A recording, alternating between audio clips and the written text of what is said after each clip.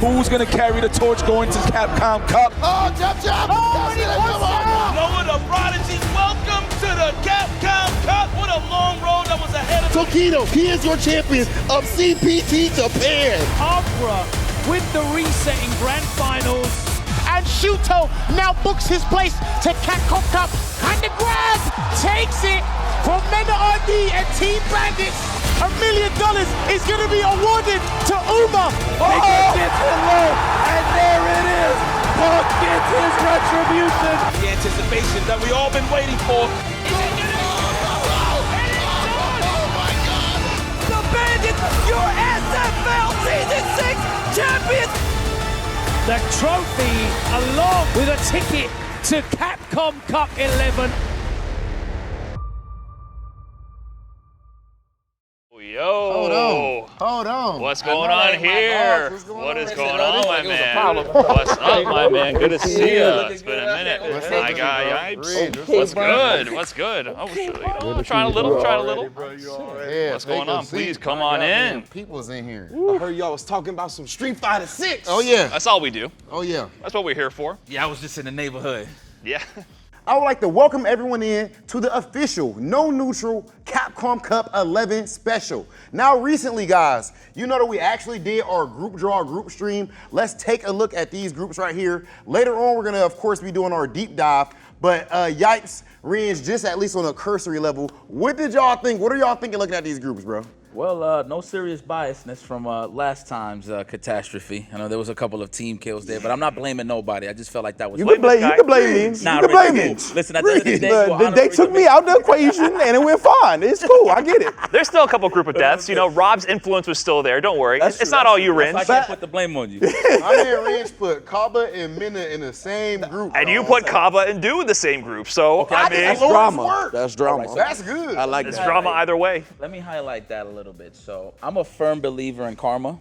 Yeah. And I feel like a lot of storylines get built just based off of emotional scenarios, if you will. I'm gonna just put it like that. So the fact that we got Kaba and Nokudu in Group G that early, Yeah. it's just amazing. Like you would think, obviously they'll play it out and they'll meet out in the bracket, possibly down the pipeline. They both incredible players. But the fact that we got those guys early on and they've been talking smack the whole time. And you know there hasn't been no answers. Nobody's ducking anything. But you know what? That all goes out the window because these guys are gonna play prime time. So I'm happy. That's what I'm interested about with those two is that how much emotions are actually going to be in that match, right? Because obviously we got the feud and whatnot, right? Obviously both representing Guile and everything like that. But the millie's on the line, right? The $1 million is up for grabs. Business needs to be handled. And with Du, obviously he's got Cammy, he's got DJ as well. Both characters that I think he does relatively well against Guile with. So I don't think he's going to try to, you know, put his cojones on the table and be like, yo, it's Guile for Guile right here. I think he'll go with something that really handles business. I'm really interested in that group in general, though, because in addition to obviously the two legendary Guiles, we got Shao Hai, we got Juicy Joe, and with JP and his return to prominence, I think that could pose some trouble for some Guiles. And Nephew, I think, is the best jury in the world against Guile, right? Took down multiple Guiles on his way to qualifying for this event. So yeah, that group, wow. But it's still jury versus Guile. It is. Like at the end of the day, like we're talking about Kava and Knuckle in that group. Nephew, like his poor soul, he was the last person drawn from this group, and it was just like as every offline player was getting pulled, he's like, please not Group G, please not Group G. And as the odds were increasing, pool by pool, group by group, and when it came down to the final name, and it was Lashard Group F, and it wasn't him, like you can see there, Nephew wanted to go to Group F and not Group G to avoid the Guiles. He wanted to go into the group with Big Bird, Oil King, Cien, Uriel Valorio, and Jack right there. He would have much preferred that. Oh, easily. And you know, you see he actually tweeted us too right afterwards. Yeah. He's like, hey, Rob and Brian, thanks so much for putting me in Group G. You're welcome. And you gave him that deadpan, you're welcome. That was so cool, dog. Okay, and I'll tell you what, we have a stacked show overall for everyone today. Of course, as we said, we're going to be talking about the Capcom Cup groups that we have. We're going to be talking about CPT season overall, all of the amazing offline events we had. And of course, we cannot get out of here without also talking about World Warrior and Street Fighter League, the best teams on the planet. But first and foremost, I want to talk about the new character releases that we've had, how you guys think that the meta has evolved overall in the world of Street Fighter 6 from season 1 to now. First and foremost, I'll start with you, Rynge. What are you thinking about the Terry and Mai releases? The Terry and Bai releases, I mean, definitely super sick characters, right? Considering they're obviously guest characters from another gigantic fighting game franchise and fighting game IP. So it's just dope to get those streams to cross. Like, I love seeing the community build up together. I think both of them have came out like where it felt like they needed a piece of the puzzle that was missing, right? And it felt like Terry has kind of got that over the changes throughout the season, and it feels a lot more complete of a character now.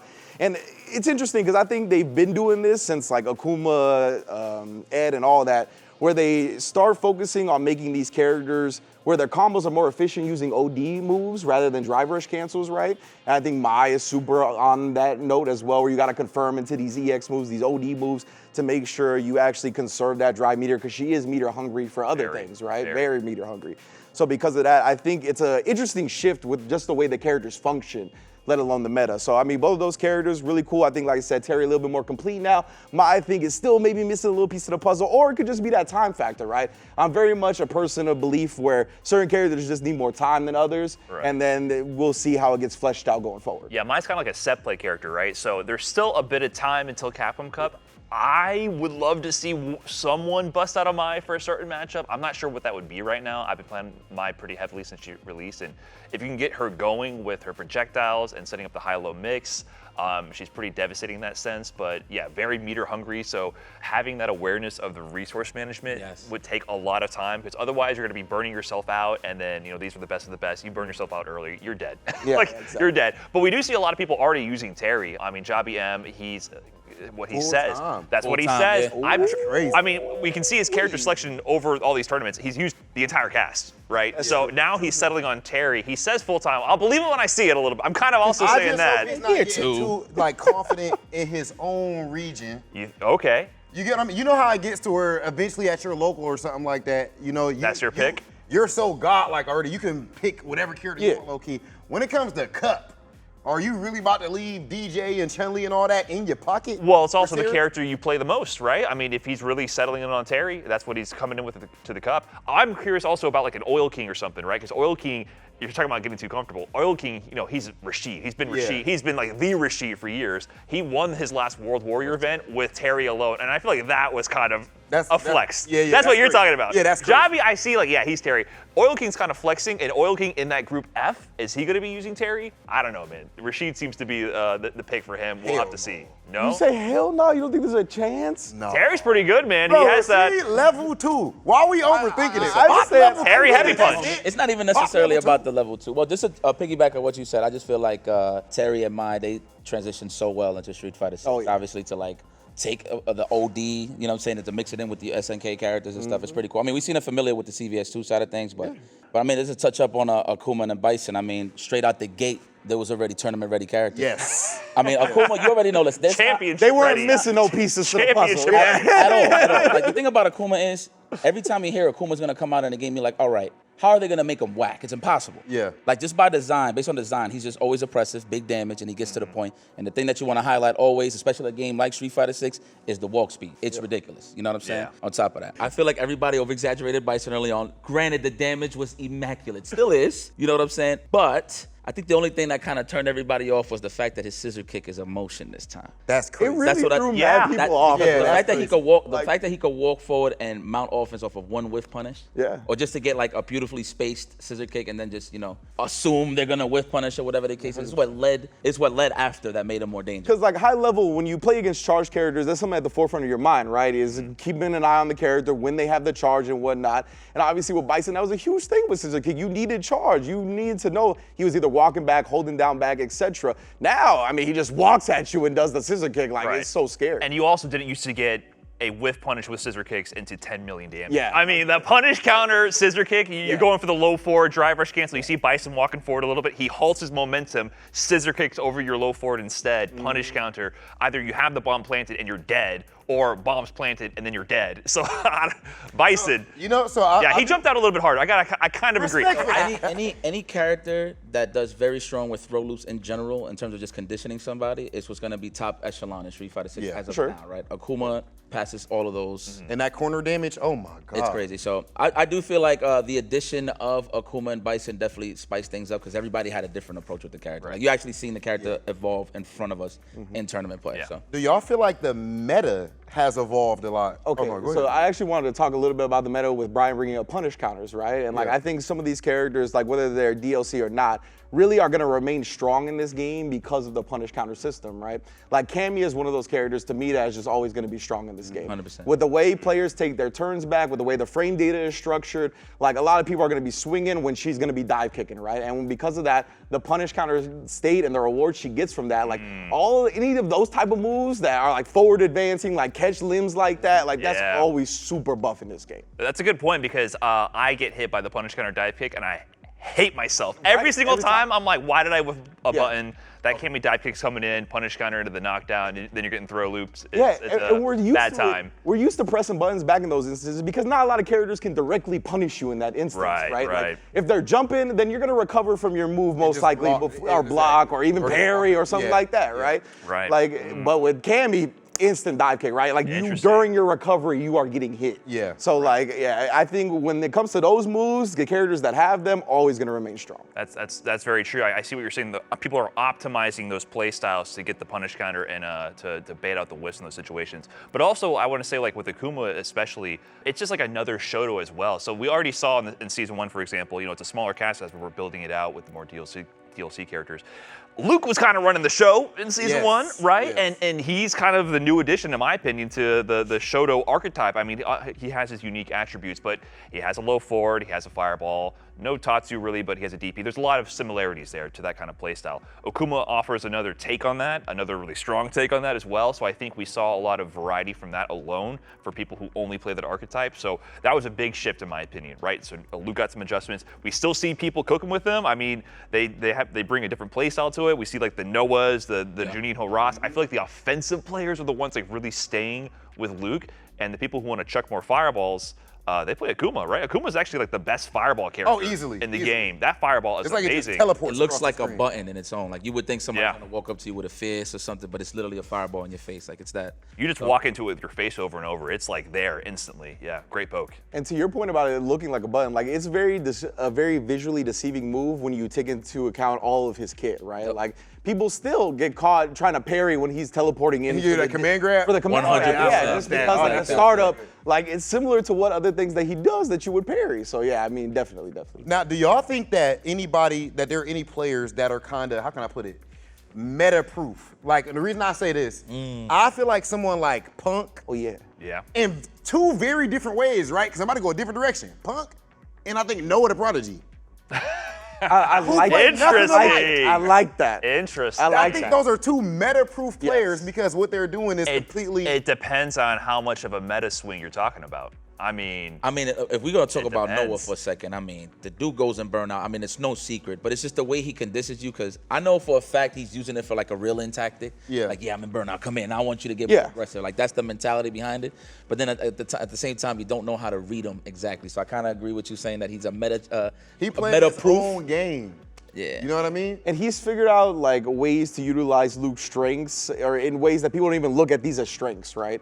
Like the burnout and reeling them in, right? Like he has the flash knuckle in the level 3. He's the master of utilizing that. Right. Anytime somebody tries to DI him or anything like that, abuse the fact that he's in burnout, he knows everything on how to take advantage of people trying to abuse the fact that he's in burnout. And like, so stuff like that I think just stays good. Yeah. And to add to that, this man is a psycho when it comes to his perfect parries. I don't know if you know this, like anytime you're trying to hit him with flowchart offense in terms of like conditioning somebody with like a jab, wait, strong from a certain range, like he's so used to those situations where he's gonna stop that flowchart right in his tracks. I've been perfectly parried by Noah so many times. You're staring at each other for a good 3 seconds. You finally press a button, and you get that exact moment. That's the first parry he pressed, and I'm like, what is this kid on? Like, I don't understand what he's thinking. But I like how you brought up he's meta-proof, because if you look at the trend, right, I think there's objective evidence to support your claim, right? Yeah. There was adjustments from season 1 to season 2.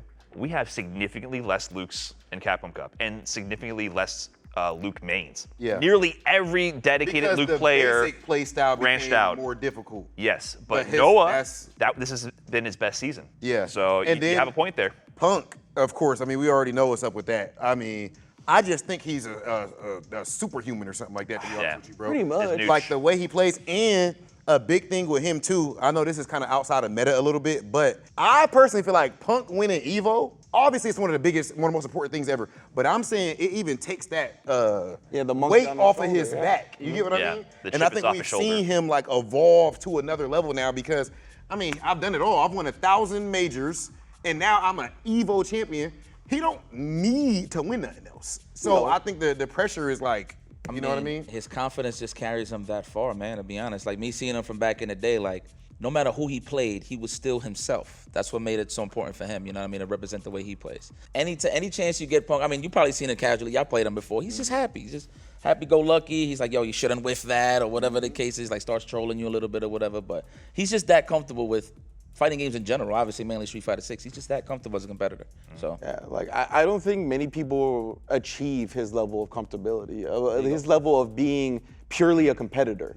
Like to his soul, right? He is a competitor. He is there to just play, and like whatever happens, where the chips may fall, they may fall. And he was like that even before he won a lot of big events, right? I think that's part of the reason why he was able to get into those positions, have the mindset to take him there in the first place. So yeah, man, I completely agree. He's meta-proof. I think Meta RD is meta-proof. I think there's honestly like a lot of good players in here that like they just know how to get Interesting good. for you to say Mena low key. I actually kind certain of adjustments hurt Mena. Yeah, I actually have. But he figures it out. I think it's a little bit different than the Punk situation. I wouldn't compare Punk to Mena directly, right? I think there's a I'm similar. not saying direct, but I do consider Mena. Yes, but He's gonna I get think his results Punk. no matter what. I agree with that as well, but I do think it takes a bit more time for Mena because Mena sure. likes to find the unconventional path to victory. Yeah. Like he definitely has the fundamentals like Punk does, but Punk is such like boiled down to Street Fighter essence that it doesn't really matter which character he has to do it with; they'll get the job done. Mena has a little bit of that grime to his playstyle, which is character specific and tactic specific. That's true. I don't really know for what matchup, what player he's going to fight, what he's going to use at this moment. Okay, yeah, so the meta changing so much over the first couple seasons of Street Fighter 6 definitely has been amazing. That said, what has also been just as great or even greater is all of these World Warrior events. So I do want to make sure everybody at home knows, just in case you're new to the Street Fighter 6 thing, what World Warrior is. This is, as the name implies, worldwide. You're able to compete in your region entirely for free. And ideally, if you are able to finish at the top, whether it be points or the regional finals, then you qualify for Capcom Cup. That's how a lot of our players got here outside of the offlines. That said, let's talk about some of our favorite storylines for World Warrior this year. What you guys thinking? I'm thinking about South America East, Chile with Blas, because Blas to me is one of the big breakout stories of this event. 15 years old, qualifying for Capcom Cup. I didn't know that was going to be allowed. Like I had to check the rules. Like when I saw him on the leaderboard a little bit, I actually went through the rules because like we've seen situations like this before with like younger players making big waves. Ending Walker, for example, he was kind of like the breakout star late game in Street Fighter V, super young. He couldn't go to Street Fighter League at one point because he was like below the age cutoff limit. But so I checked that. I was like, yeah, I guess 15. He's allowed to come out here and compete in Japan for Capcom Cup, and he was such a dominant force in that region. Once I saw him win a couple of the World Warrior qualifiers, I went back to watch the VODs, and his main is Ed, right? Yeah. So he's playing, that's kind of like the Season 2 meta, super popular pick, and I'm like, yeah, super strong Ed, strong footsies, but then he busts out a Ryu, and he's playing like he's John Choi in 1993 in Sunnyside Golfland. And I'm like, where did these, he's playing against, like Shaka 22, the previous qualifier out of Argentina from this region. Awesome. He's been to Capcom Cup before. He's whiff punishing limbs with like button, crouching BD punch into level 1 super from full screen. He's doing like some OG tactics, and I'm like, where did this come from? And then I've seen a bunch of his tournament results. He's winning out there with like a Terry, with a Ken. He's also has his partner Cryme, who we also saw at Blink Respawn. Blas got 7th place out there. Cryme got like a 4th or 5th. They train together all the time. I am so impressed with his level of play, and he won out of the South America East region in points, being the leader there.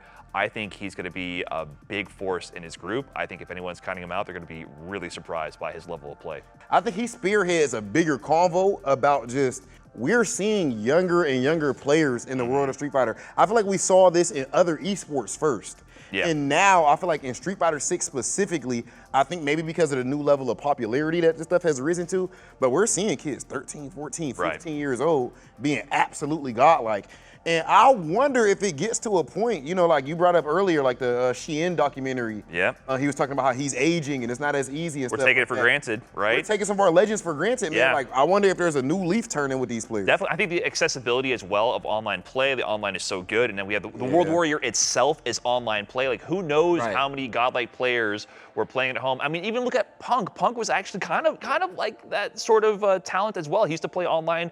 He was trolling people in Street Fighter 4. I was getting trolled by him in Street Fighter 4. I was like, who's this evil Ryu player? He keeps joining my lobby and beating me and teabagging me. And I did not know that. No, straight up. He used to send me some trash talk on Xbox Live. Years later, I was like, that was you?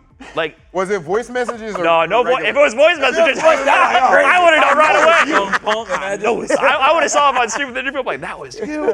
But Punk was like that too. But he didn't have that opportunity, and now we have that opportunity. So a player like Blas, who has that talent and has put the work in, has the World Warrior program as well.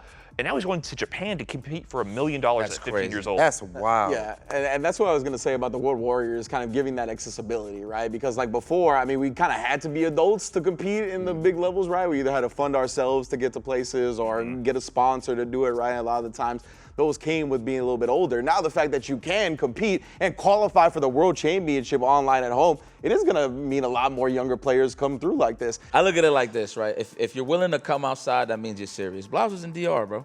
Yeah, He was in Dominican Republic. When I seen him there in the backyard, I was like, okay, this is the first time I even heard of him. That was his first ever offline premiere. On top, there you go. So that's proof in the pudding. He got right top there. 8 in his first ever offline. To be fair, he's cooked in Chile many offline events. I started digging through the VODs. I was like, oh, man, this kid is beating the crap out of some people in Chile with every character. But yeah, that was his first premiere. He actually traveled internationally for that one. You know, Street Fighter, of course, is like a token game. It's like a pastime if you think about it this time. Absolutely. You know what I'm saying? It's like you're passing down an old relic, old watch or something. It's that Street Fighter 6, man. Blas over here, he's during the weekend handling some things. Of course, his father is here to support him. You know what I'm saying? Oh, really? Which is pretty cool. Blas Pops is here. Yeah. He was that's talking fire. about how I don't play the games as much as I did before, but me and him strategize. Like, I actually give him another point of view.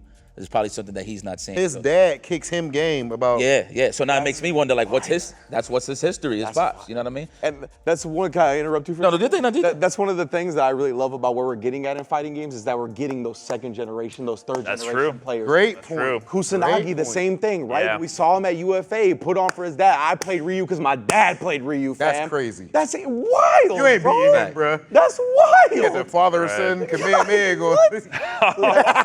That's just super cool, super cool. That's We'll cool. get Like, to hey, that more son, later. look, this is why you was getting waxed. Like, isn't that wild to have your parent? Like, no, that's Now, now speaking to, as far as like these stories and prodigies, and no, I'm not going to Noah with this. I'm actually going to bring in my man's Dual Kevin because back in the day, if I'm not mistaken, on another game back in the day, when he made top 8 at EVO, I don't even think Kevin was 20 years old yet. I think he was a teenager making top 8. So I feel like as far as his story right now, though, I think he has one of the best stories in all of these World Warrior joints because we kept seeing him get second place at a lot of these events. We seen him at Cream City. He got one of the best stories because we've seen him be heartbroken on camera more than any other player this season, bro. Legit. It reminds you of Minna last year. Yeah. Very similar. Kev getting second place, and then Kev was getting the same thing. Honestly, he had the same story with EWC. Yeah. It was even more dramatic with that one because he went to every qualifier for Esports World Cup all around the globe, and then he had to go to the LCQ, and then he dropped all the way to Saudi Arabia for the LCQ. Yeah, he dropped to losers early, and then he had to beat, who was it? He beat like a Shuto. Daigo. He beat Daigo, yeah. Daigo was the last one to qualify, but before that, there was a whole off-street Momoshi, Shuto, and Kobayan, the Zangief who won Topanga League. Yeah, we was expecting a lot from him. Everybody thought he was going to win the whole thing. Yep. Kev beat all of them off stream. No one even knows what the matches went like. And then he beats Daigo on the finals day on stream to solidify his spot in the Esports World Cup and had a great showing. Eliminated Men RD. Yeah. Kind of passing the torch, maybe. I don't know. Like a similar story, right? I think Kev is in a situation when we look at the people that he's beaten. On a group draw stream, I said that he was one of my favorites to win Cup. That's not only bias. It's a little bit of bias. It's a little bit of bias. It's a little bit of bias. But it's a good bias, though. He's that good. He's of that really caliber. ridiculous right now. I think the last time he played Big Bird, he beat him as well. And then of course you just brought up Momoshi, Daigo, Kobayan. He's beaten players of the highest caliber all over the planet. So there is no one where you're comfortable like, oh yeah, Kev can't win this. Right. There ain't nobody like that right now in the world. Right. No, the prodigy, right? Ooh, That's interesting. You know what? Just to spice it up a little bit. That's You ain't interesting. lying. I love Dual Kevin. That's like and a monkey Noah, but- wrench for Dual Kevin's approach. Yeah. But yeah, like you mentioned earlier, when Mena was having trouble with Jen and the DJ, it feels a little similar to this, right? DK having trouble I think he with brings Noah something and new Luke. to him for Cup if they play. Huh? I think he's gonna bring something new. He's got to. You got to, because he got you at where he beat him. Frosty Fossey was the most recent one in grand finals, and Blink Respawn. He got second at Blink Respawn to him. So. Yeah, that's interesting right there. But yeah, Kev is definitely on fire right now. And then, bro, how about East Coast, our boy Adam, man? I mean, look, here's the thing, right? When you really look at the storylines of World Wars, it's always somebody struggling to not necessarily keep pace with the game, but do they want to keep competing and stay consistent to actually get to that top spot, right? Obviously, Idam's one of our household names, one of the best in the business when it comes to Street Fighter, right? It's kind of weird not seeing him, you know, in the Capcom Cup early on, because, like, you know, like, Mike, were you in that headspace where you feel like you're getting comfortable with the game? Are you waiting for a specific character to come out to really flourish in terms of your game style? No. I mean, obviously, you know, you've seen Idam, he's a bit of a complainer, but what doesn't change is that he is that much of a hungry competitor at the end of the day. All those complaints can't mask the fact that he's one of the best players in the world. So it goes to show you, man, for him to win it all, defeating Kami, I believe. Obviously, we're looking for the boost in Idam Grand Finals at the time, but he earned it, man, at the end of the day, man. So. And then, Idam ended up getting in the regional finals at the very tail end. But to give him credit as well, like, you know, we talked about the meta a little bit earlier. Idam, I'm looking at over there. I can see the characters over there. I see only one Manon on that entire board of many, many wonderful characters represented in this game. I see one Manon, and that is Idam. It is Idam. He's marching to his own beat here, right? He's hearing the drum that no one else hears. He's doing his own thing right now. So for him to get it done with such a off-meta character, I think is really interesting. I think that's not like acknowledged enough. He's doing a completely different path around the Street Fighter 6 meta to get into this Capcom Cup qualifying position. So I still think he has the talent to go super far. Can he do it with Manon alone? To me, that's remains to be seen. That's an uphill battle. I got to be honest. Yeah, 100% a big ass. But yeah, he's doing his thing, and to me, it's just his character. Like the way he plays it, it reminds me of Laura. It reminds me of what he did in Street Fighter V. Right. That forward advancing command grab, all this nonsense, right? Like that is who he is as a player. So I give him major props for sticking with it. And like you say, maybe he complains here and there, but he does his thing enough to where he's like, yo, I am one of the best. And yeah, I mean, he is a person that should be at Capcom Cup 100%. You know what makes me the most happy about Idam cooking? I've been seeing a little bit of disrespect, whether it be from fans or maybe from some other younger players, talking crazy about Idam. As it's like it goes into what we said about these newer, younger players coming up. Like y'all don't know who you talking about, dog. Like Idam was giving these straight hands, like consistent. And he still does. It was hating on Idam? Oh, yeah. Oh, yeah. You don't know which way the wind's been blowing. Oh, this recent? My man, yes, recent. This ain't recent. No, this is recent. No, I'm saying this has been ongoing for a very long time. Yeah. He was like, oh yeah, you were just good. You touched on it. Listen, Idam's a complainer, and there's, you know, that tends to rub people the wrong way a little bit. I think that kind of actually. The champ though, Brian. I respect Idam, but I know what he's doing to himself. I want to tell you what messing up his own public image, in my opinion, because people see the complaining and they don't even realize he's actually. If I'm a Capcom Cup champ, I can complain. And I can do whatever I want. It's not even in the past. You can complain no matter who you are. It's not even in the past. People act like he's a has-been. He's washed up. He got second at ECT. He got to a grand finals of a Premier, and then he won. Still cooking consistent. And then he won the regional finals for NA East. It's like, what are you talking about? Like people as if he's just trash or something. No, but he is complaining while being good. It happens. It's rare. The thing is, it's very unusual to see. That's someone who's complaining, and the clips of him complaining, he's actually winning while he's complaining. Yeah. So, I mean, it's a weird juxtaposition that people can't seem to handle a little bit. But, I mean, he kind of did it to himself, so. Yeah, that's the thing, right? Like, he kind of did it to himself. He did it to himself. And it's funny because, like, it wasn't even him complaining about, like, anything regarding the game or anything like that. It was more about the opponents he faces. And we know. Out in these fighting game streets. It's called Noah a nut. Oh, hold on. I'm not that's what I need to know. Hold on, I'm sorry. Instigating over here. But we know we come across some people that we, you know, don't consider people with decorum online. You feel me? They're very primitive individuals, so to speak. I agree. And Idam was expressing that he felt like he was playing against a primitive individual, and Noah was like, "No, bro, no, not Noah, not Noah, some random, some dude, some online dude."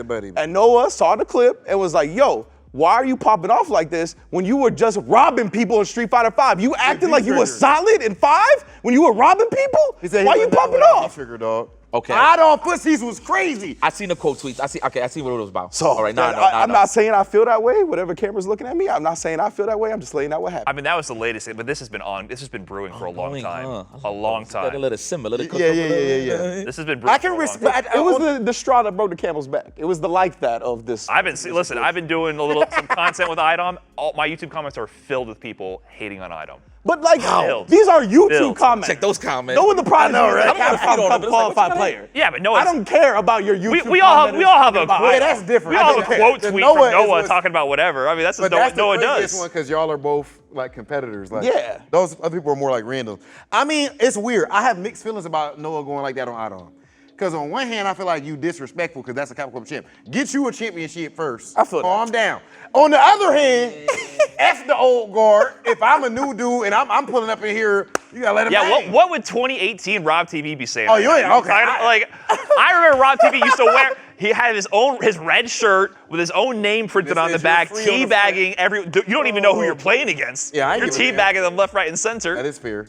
So, That is fair. I'm Oh, just you know, saying. all right, yeah. You know what? That's where Noah is right now. He's even younger. We could get, okay, listen, I wasn't as bad. But yeah. You weren't as good either because Noah was in Capcom Cup. So I qualified for Capcom Cup and I smoked you to get there. I mean, not- All right, now not let's back get then. to the next. I qualified back for then. Capcom Cup and I smoked him to get there. not back then. You saw that? I did see that. That's when you cleaned up your act, though. Yeah, that's You respectfully smoked me then. Before we leave the World Warriors, of course, one of my favorite things about this season was the fact that we saw some transplants from multiple regions.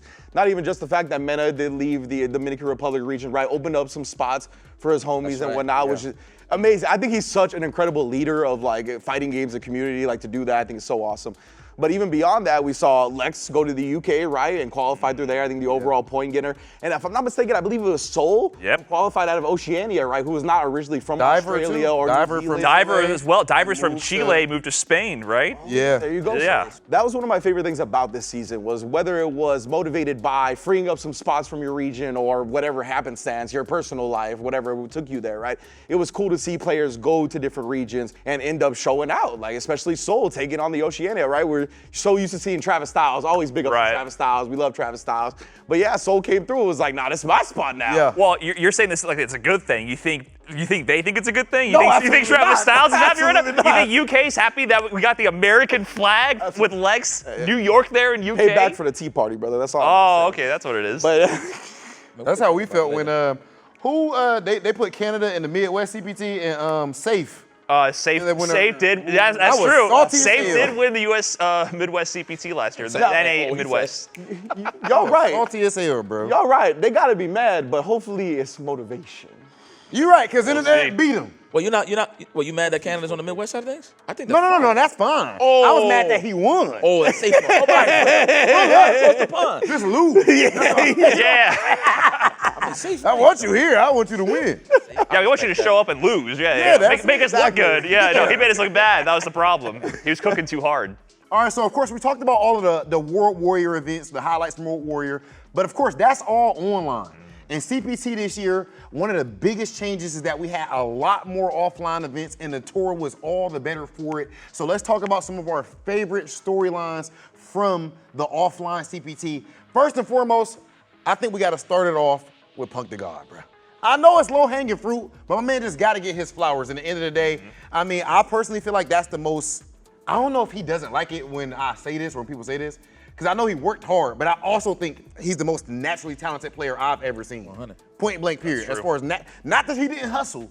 A lot of people, no matter how hard you work, it's like Steph Curry shooting threes, like you can't replicate the style of play you're seeing there. Right. One of the best stories that we had this year. I mean, it was a long time coming, right? Just for like USA in general, we've been waiting for so long to have like a mainline Street Fighter Evo title, and Punk got so close in 2017 to taking it. And I kind of agree with what you brought up earlier about how that was important for Punk to lose. Like in hindsight, I do feel like that was like an important Shout outs to match. Mena. That was Mena brought that up. That was really sick. That was an important match to lose that time, so that we could have like the growth. Because I feel like if he came out and won it his first year traveling, like, where do you go from there? Yeah. Right? Yeah, that's true. I feel like we got to That could've see killed a little bit of, we got to see the talent and the skill out of the gate right away.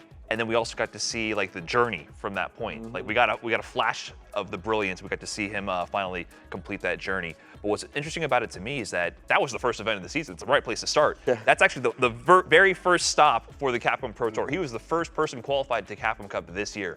Another talking point that's coming up is we've never had, like you mentioned before, a EVO champion and a Capcom Cup champion of the same player in the same year. So Punk has an opportunity to make something really interesting happen, right? We've never had that occur before, but he's been out of the loop, really. He did Esports World Cup, but it's kind of weird. He qualified so early. I'm wondering how he's going to perform at this level at Capcom Cup with all the best players in the world. Like, what has he been cooking up this whole time? We've seen him practicing left, right, and center with all the online games and tournaments he enters, but as far as international competition, it's going to be interesting to see what he brings this time. And you know, everybody got that target on Punk's back. Like, everybody worrying about Punk when they're going into the tournaments. Obviously, there's some other players that you worry about, but he's #1 on a lot of people's hit list, especially in the group. Where Punk is at right now? Group A, he's got Itabashi, Salvatore, Hot Dog 29, Taka Marine Phenom. Am I tripping about Itabashi, like, historically kind of giving Punk problems sometimes? Well, here's the thing, right?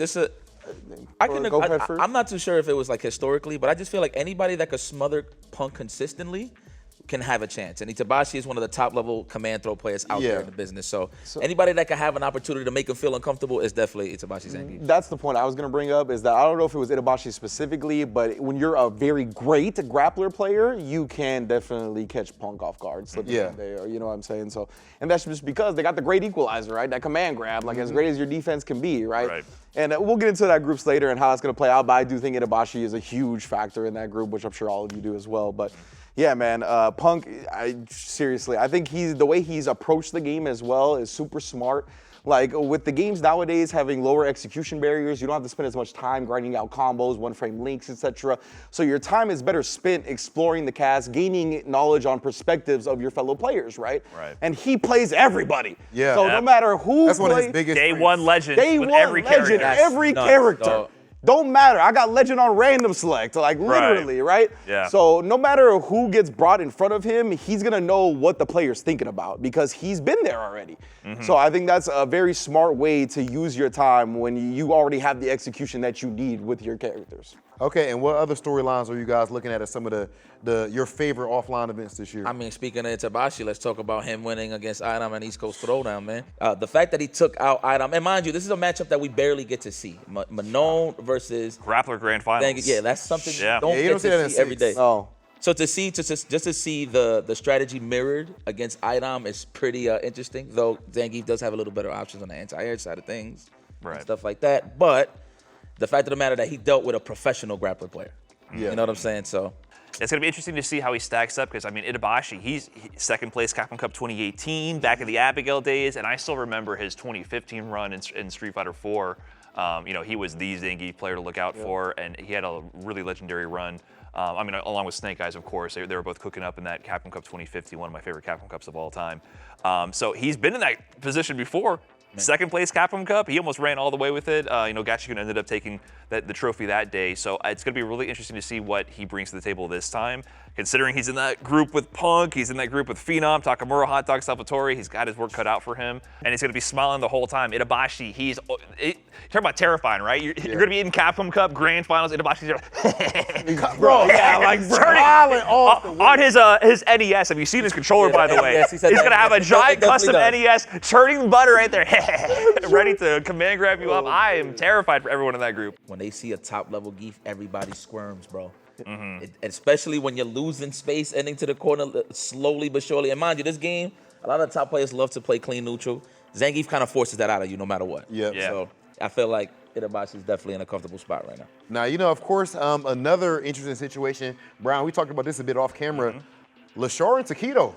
Lashar and Tokido out of the CPT Premier in Japan, the Super Premier, they both qualified out there together. They've had like a story together this whole season. Lashar actually ended up moving to Japan, I think from advice from Tokido. Tokido kind of recruited him to join Team Rejects for Street Fighter League Japan. That means Lashar gave up his chance to qualify out of World Warrior, period. He is from Korea. He would have to play in the Korea World Warrior or move early enough to participate in the Japan World Warrior. He wasn't able to participate. He wasn't like fully moved over at that time. So he sacrificed that chance to qualify entirely for Capcom Cup to join Tokido to participate in Street Fighter League Japan, which means he had to do it via offline. Yeah, and before you continue with that, like there are some very strong competitors in Korea. Obviously, we have NL, we have Armper and whatnot, but Lashar would have been the favorite to qualify out of that. Right. Yeah. Hands down. But it's not Like even just Minna leaving it's just a chance New York. though. He literally could not Yeah, and do he it. couldn't even get the chance to do it. Imagine Yeah, just saying, 100%. I give up my chance to qualify for Capcom Cup via World Warrior, period, and I have to do it via offline. Like everybody else, their strategy is, okay, I'm gonna go to as many offline events as possible and do my World Warrior. Hopefully I'm in a super region and I can do the points or I can do the regional. You know, you have like, you're like hedging your bets with all these. Lashar said, nah, I'm gonna, Tokido, let's do this. Let's go, let's win Street Fighter League. They got close. You know, they got to grand finals in Street Fighter League Japan. We saw that tearful moment where those two together, where Lashar was apologizing to Tokido, like, sorry, I wasn't strong enough, because in the end, he like lost 3-2 every set. I think Kawano was giving him a hard time. So he like didn't quite get it done there, but together before that at CPT Japan, they qualified together first and second place, which is absurd. That's like the fire. storyline. That's the dream, bro. They were talking about how boy. they'd go to the office every day and practice together for hours and hours a day. So they were training partners this whole season leading up to this. So to have them both qualified together out of that tournament, I think is amazing. And Tokido, I mean, he's just legendary. I mean, so many titles. No Capcom Cup yet. He's working on that, right? But he has literally every other title you can think of in the world of Street Fighter. And then Lashar was like the new face on the block. Back to Group F, where Group F last year was deemed the Group of Death. And Lashar was the monkey wrench in that bracket. Yeah, and people were not picking that at all. People were saying, then RD and Angry Bird. Nobody was like, oh yeah, Lashar is about to be the guy to make it out of this. Yeah. He ended up going absolutely crazy. And I want to also point out with Tokido, like you brought up with Itabashi, there's our OGs still cooking, but specifically with Tokido, I always have felt like he's like the #1 best ambassador. Yes. That man is better than you at everything. Not you specifically, but also me. The third person. Right. Yes. Bro, yeah, 100%. I give Tokido and Justin Wong a lot of credit for the way they have kind of transitioned into being personalities yourself as well. Obviously, former EVO champion, but the way they've been able to transition into personalities and be beyond just players, like I really think they kind of set the standard for what you want out of your legends. I think Tokido's influence is the fact that he has been playing against like pretty much every generation at this point, right? And that he's still kicking it. Winning the most stacked Super Premier, like he didn't just qualify. I do want to highlight that he won CPT Super Premier Japan. That's crazy. That tournament was Backyard insane. Killers over there. Yeah. I got to be there personally and compete. The level of play there on average, like every pool, every group you go to, it doesn't matter where you start, you're facing killers immediately. Immediately, and then it just keeps compounding after that. So for him to get it done, you know, in Japan, his home country, I think is really poetic to see. And then Lashar to do it with them. So I think both these players have a real big chance to go far. Who knows? Grand finals? I don't know. It's possible. It's possible. And before we leave the Tokido point entirely, I just wanted to say, and I love these players not shying away from that responsibility, right? Yes. Tokido could have just coasted. Like, you don't gotta grind anymore. You're Tokido, dog. Like, you're a legend in this stuff forever. His name alone will take care of him. Yeah, you're a legend in this stuff forever. Like you said, he's won every title there is, minus Capcom Cup, etc. He's beating everybody there is to beat. He doesn't have to do this. The fact that he still puts his all and makes himself vulnerable in that way, right? To be like, I'm gonna make sure that I put everything I am into this. I know the competition level is higher than it's ever been. I'm still gonna do things like recruit Lashar from Korea. I'm gonna go the extra steps to try to do these things, to try to make this bigger than it is. He doesn't need to do that, you feel me? But he does, and we need people in his position to do that, so major props for that. And before we move from this subject, I wanna touch on another person that we saw, Young Buck, took a picture with Daigo when he was a child, Kusanagi, other offline qualifier, right, from UFA, another player that was able to do it in his home country. Incredible. I mean, amazing. And in France, like people that are familiar with France, y'all know, like the electricity, the atmosphere that those people provide is second to none. So the fact that he was able to do that, taking down Shanghai as well, a player that's not from France, like, so it had that aspect to it as well. beautiful stuff. And yeah, I mean, that was like one of my favorite post-tournament interview that I've ever been a part of, was that one, because I had the privilege of being able to interview Kusanagi after that. Smoked that too. Yeah, thank you, I appreciate it. And I wanted to just find out, right, pick his brain a little bit. I was like, why Ryu, right? Because I think Ryu's good. Like, I'm one of those guys that I think Ryu's actually good. He is. Yes, he is. Y'all should be playing some more Ryu. Like, I'm one of those guys. Happy as hell after he went out. Yeah. I went straight to Twitter. I'm one of those guys, but I still wanted to hear why, right? Yeah. And he didn't, like, it wasn't about the game. Yeah. It was about my dad played Ryu. Like, I watched my dad as a child play this character. Like, this is pretty much in my DNA. Yeah. You feel me?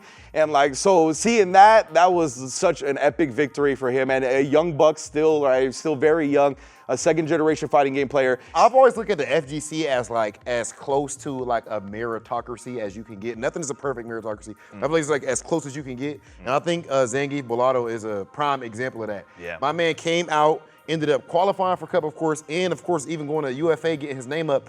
That UFA event also, I would imagine, is what got him Red Bull Kumite. Absolutely. Oh, absolutely. Absolutely. You know what I mean? He put on a show. All of a sudden, now you get your name out there. Now go cook at Red Bull Kumite. You get what I mean? So that's absolutely amazing to see. All of these offlines have been absolutely ridiculous, and we haven't pointed out yet, but in the end of the day, I think these guys have a big advantage over some of the World Warrior guys, just in the fact that Capcom Cup in Japan is gonna be offline. Thousands of fans right there cheering and all that. It's a little different than being in your bedroom, so we're gonna see who is actually able to deal with that pressure.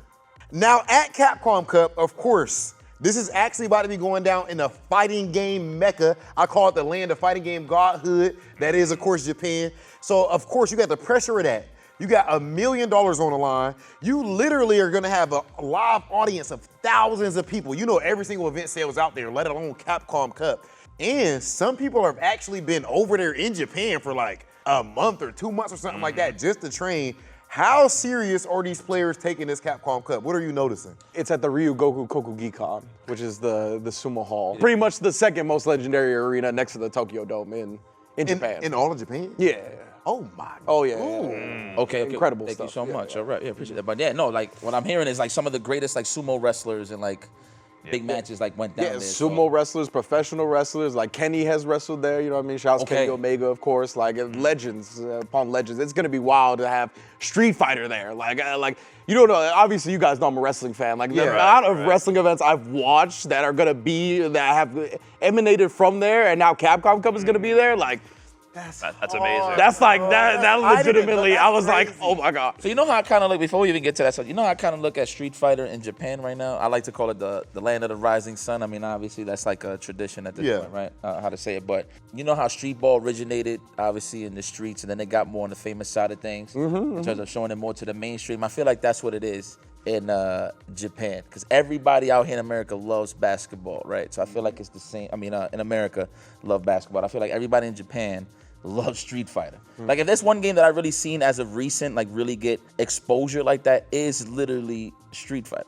I think it's the biggest game over there. It is, right? It is, right? Like it's like, I mean, like the players out there are like so are many famous. players. Like just the experience. I'm surprised that you just mentioned that you haven't been to Japan before, because I got to go for the first time. You have to even just booting up on Wi-Fi, going to a random arcade. Like it's insane the amount of dedication the players there have. Like you're getting match after match after match of people playing amazing. Like the level of play, players. Amazing. Everyone loves this game in Japan. usually it's a godlike players that you never heard of. Right. No, I've never heard of these players in my life, but they all know, they know some Street Fighter. Yeah. They know some Street Fighter, and just the level of play and it's just in the culture. You'll see random, Capcom collaboration all over the place. You'll see Ryu and Ken popping up, Chun-Li all over the place. It's really part of the culture in Japan. Like Jammers was just out there. Shout out to Jammers. He said he literally went into like a random convenience store and they literally had a Street Fighter League sign. Yeah, it's in the wild. Just to talk about it. It's in the wild. Like, you will see Street Fighter League. I took photos of them everywhere I saw it. There's random Street Fighter League. You see Kowano, Good 8 Squad on there. In You a see random Tokido. store. Yeah, they also. I mean, there's also there's a Capcom store out there, so they have that put out there. There's esports cafes where they're showing some Street Fighter League reruns. But even in the wild, you'll see a random Street Fighter League sign here and there. And they watch Street Fighter League live in person at these cafes. They put on some viewing and they do the regional finals offline. There's a big audience there, and we've seen the big events they've been doing. So that culture has been building up and it's exploded with Street Fighter 6 to a whole new level, and now it's culminating in this Capcom Cup. Yeah, it really is a whole new level, right? Because like for years and years, we've always heard about the salarymen getting off work, going to the arcade, putting their quarter in, putting their yen in for some Street Fighter, right? That's been a thing, right? 100%. But now we do get, it feels like a whole new level where we had players flying over to Japan and like getting interviewed by local news outlets, and they're like, oh, we're here for Street Fighter, and then he was like, oh, I got a 1700 Marisa. That's a real clip, yeah. Yeah, that's a real thing that happened, right? Like, that's wild to see how popular it is in the masses now, and I think the basketball analogy is I don't know what I'm trying to say. Spot on. There we go. No. Right. For sure. Yeah, and the players are actually flying out there right now to actually train, right? Yeah. So like Mena RD, I think he took him and the whole Bandit squad as well. So they're in Japan training. And Mena has been saying over and over, like, this is the place to be, this is the place to train. Just the level of play is super high. So a lot of players are actually making that journey to just get to Japan early, just to be near the competition, right? Because a lot of these players, they're the top representative from their region. And some of them are like the outstanding player from that region, right? And, you know, iron sharpens iron, right? To a little bit of a degree, a lot of these players are seeking out even stronger competition in order to prepare for this Capcom Cup because it's $1 million on the line. A little bit of a hot take. I could potentially see Mena eventually moving to Japan. Absolutely. For an extended period of time. For an extended period of time. It's because the business, like I think the business is in Japan. The business is there, yes. Yeah. I think like in the end of the day, it's so huge over there. Yeah, we saw Lashar already. I would not be surprised if we start to see more superstars. I mean, the Birds, they just got sponsored by Team Reject. Do you not expect them to be in Street Fighter League Japan coming up soon? If you want to get real with it, that'd be crazy. Okay, so it'll be like them two, Tokido, huh? No, but if they go cook up in every Street Fighter League, that's exactly. That is history. Angry Bird was MVP over here. Yeah. MVP in Europe. EU. And then imagine he goes. That's true. That's right. To be real, I honestly Regional think dominance. if you're a top player, like really a top player, and you don't move to Japan, like I think you're spinning your wheels. Missing out a bit. You're missing out. It's opportunity cost. I honestly believe that. I think the culture and the business is in Japan. I think that's where we're going. Okay, now we need to get down to business as far as looking at these groups that we have for Capcom Cup. Of course, all of the good, even groups that you see are the ones I drew, and then of course you got the Brian F groups as well. I don't know. Now that said, we can just pretty much freestyle this, man. You know what I'm saying? Who do y'all got coming out of these groups? First and foremost for me, I'm gonna go ahead and say I got Noah coming out of that Group B, brother. I got Noah and I'm biased, JB, my man. I got Noah and NL, bro. Noah and winners, bro. Two per group. Noah winners. I like Noah winners as well, actually. What? I mean, I think actually no. He's in there I like JB winners. I like Noah JB losers. winners. JB winners, Noah losers. So y'all both got JB. There's a bit of an ABC situation here. I don't know if JB and NL have played head-to-head that often, but Noah has been giving NL some problems. Yeah. In the Esports World Cup qualifications, they've been trading. I think they traded wins, but I think Noah is actually the favorite so far in a very small sample set. But we've seen Noah beat NL in the past, right? So I wouldn't be surprised if he can repeat that victory here. JB, I think historically has the edge over Noah. Yeah. And those are the top three we're looking at in that group. Think any upsets happen? I mean, let me highlight Grand Total Kai. Credit to that man. No. I Possibly. definitely been following him for a very long time, for Street Fighter V, of course. But if there's one player that I see that really cares about really getting good and like really showcasing his results, is definitely Grand Total Kai. There was a point in time where he actually felt about like giving up on the CPT side of things because he felt like he wasn't going to qualify. But but the World Warrior, of course, finished off strong, and now he has an opportunity to play some of these great players here today. I'm a big fan of the Dark Horse stories. Yeah. So can I see Grand Total Kai beat JB and Noah? I think so. It's on a good day. I feel like I could see it happen, man.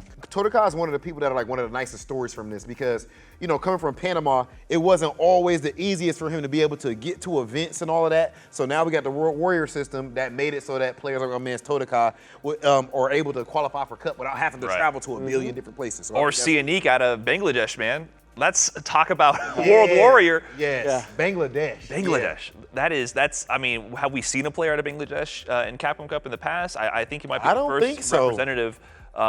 Maybe I'm mistaken on that, but like, it's a wild card, right? We don't know what he's going to bring to the table. You see all the characters he has represented there, right? He's of that caliber where he kind of goes random select on his region. So that tells you something. But I don't know, what is he going to pick when it comes time for this group? And there's a guy up there that don't go random select on his region that I think could upset this whole group, and that's Salty Kid. Yes, absolutely. Salty Kid on the Kimberly. He's been rocking the Kim since jump, since launch. He hasn't wavered. Now this character is extremely dangerous. I think everybody true. can agree on that. That's true. And it's real. one of those characters that you're gonna have not as much time facing the character as he's gonna have time facing your character, right? He's gonna have the matchup advantage just in terms of hours spent. So I think 100% Salty Kid I honestly think he could make it out. JB is my winners, but like I could totally see Salty Kid upsetting. Honestly, I could see him winning the entire group. Yeah, you don't know what flavor of Kim that Salty Kid's gonna bring, so I think the players in the group are gonna have to like really study Salty Kid because every Kim you fight is different, right? And they all have like their favorite options and what they tend to gravitate towards more. So if they sleep on Salty Kid, I can definitely see some big upsets happening. You know a group that I feel like people slept on, and it was frustrating to me. Group D is insane. Let me see what we got here. Let me see. That's what I was saying. Group D is, yeah, you was talking about it on the That was my top 3. Group D: Broski, Bravery, VX Bao, Blaz, Idom, Armper. I mean, But I'm of two minds when it comes to Group D. Because I was thinking about it earlier on the way here. I was trying to be like, who are going to be my picks to get out of the group? I'm of two minds. I want to go quirky. I want to be one of those quirky fellas and go Idom and Broski. But at the same time, I just want to pick VX Bao and Armper. really? Yes. I think Blaz might cause some upsets, man. It I'm- definitely could be. At 15 years old. I don't even know if he knows what that means, dude. The way Yeah, that's a good point. I'm telling you, I've seen some of these offline events in Chile. I've seen the VODs with the crowd there. I mean, that's his home country. That's his people rooting for him as well. But so it's different, right? It's different than the pressure at Capcom Cup, of course. But it's not like he's only done this online. He has offline results. Bro, what do you do if you're Beating a them up. 15-year-old winning $1 million? You never even paid rent before. You never even paid a utility. You don't even understand the concept of money. Let me tell you something. I won Evo, right? It was $5,000. I was happy giving my mom $4K. So you can only. Hey, hold up, no, you a real one for that. No, that's real rap. But I took That's $1,000 to myself, young buck. I wasn't really paying nothing either at the time. Yeah. I gave $4K to my mom, man, so I can only imagine what you could do with $1 million. You know what I'm saying? Whenever I won tournaments early on, I would give I'll try to send my pop some paper, but it wasn't that high percentage. Better man than me. I ain't had much to do at that age. I ain't going front. You know what I'm saying? But all in all, that's a great opportunity for Blaz and his family. Like I said, I seen Blaz earlier today. He's with his father, man. Yeah, you know what that's I'm saying? fire. So it's pretty cool to see that, family members and just homies in general are like. Man, who you got coming out of Group D though, y'all? No, Broski's been playing you already know the biases there. I'm going for Idom, but this is the thing, right? Of course. Who Idom hasn't played here in this group right here? Blaz. He hasn't played Blaz. I don't think he's played Armper. I don't know about any of these players. That's what makes it interesting because he never played any. I don't know if he's played Broski in Street Fighter 6. I don't know. The thing Idom is, okay, look, at the highest level, I mean, this is just fighting games in general, right? Obviously, in a 2 out of 3, 3 out of 5 setting, right? Obviously, the group stages is 2 out of 3, correct? You really have to make it count in terms of adapting against your opponent. Idom, he's so used to playing so much of NA's finest because of all these tournaments going on and when he travels. He kind of got that edge in terms of just having a lot of knowledge just synced in, you know what I mean, kicking in. But now you're going to play some fresh faces. Where you don't have that download. The one guy I wouldn't want to play is Broski. I've been watching Broski play. I mean, he's gotten some big wins. It's not just him winning the regional finals, taking it over Ending Walker, but he took a big set over Shanghai at UFA. He didn't participate in Street Fighter League EU, took some time to himself, but I've been watching his stream recently, and his level of comfort right now with Aki is next level. The conversions, the damage, the situational awareness. So he's beaten players of this caliber in multiple titles now, Street Fighter 5 and now Street Fighter 6. He's playing a slightly unorthodox character who, we talked about the change of the meta, the adjustments. I think Aki's really good. Oh, yeah. Hits like a freaking truck, has some unique applications as well with her coward crouch dive and the way she approaches with her dry rush fireball game. So I wouldn't be surprised if Broski makes it out as well. But the winner side, I don't know. This one's tough. I like it is, man. Bro. And Bravery's due for a big win as well. This is his third Capcom Cup. He qualified out of Singapore, point leader, by the way. So we talk about Xian, he's a staple in Capcom Cup for so many years. Xian didn't qualify via the points. It was Bravery. Bravery was the most consistent player from this region. Xian had to go to the regional finals and get the job done there by the skin of his teeth, really. Like there was a reality where he didn't make it in. But Bravery's in that region with players of that caliber just to set the scales, right? Yeah. Third time qualifying, I think it might be his chance to make a deep run. I feel like he's got good matchups. Like Cammy against the rest of the cast in that group, I feel like it's not that bad for her. That's true. Yeah, I don't know. Well, which one's bad for Cammy? Well, I don't, yeah, where are you going with that? I feel you. This is one of the most balanced groups. Yeah, this is one of the hardest to call groups. I agree. I have a very difficult time choosing for sure. Same. I ain't gonna lie. Because I was leaving Bravery by the wayside, but now I'm like, maybe Bravery. Maybe Bravery makes it out winner's side. I'm not sure, man. Look like the most prepared though when you really look at it. It's like VX Bao. Man, look at all the characters he's running. VX Bao. That's crazy. Especially with JP where he at right now. Like I think VX. Yeah, Bao, JP's not even on that list that we're looking at right there, by the way. He's a JP player. Yeah, he's a JP so player. Add another one to that list. VX Bao is rocking the grimiest grime he could find at the time, right? It's like he'll hop between characters to figure out the nastiest mix-ups and set play. All right, now looking at Group A, we all know, bruh, who the favorite got to be on paper. My man's Punk the God.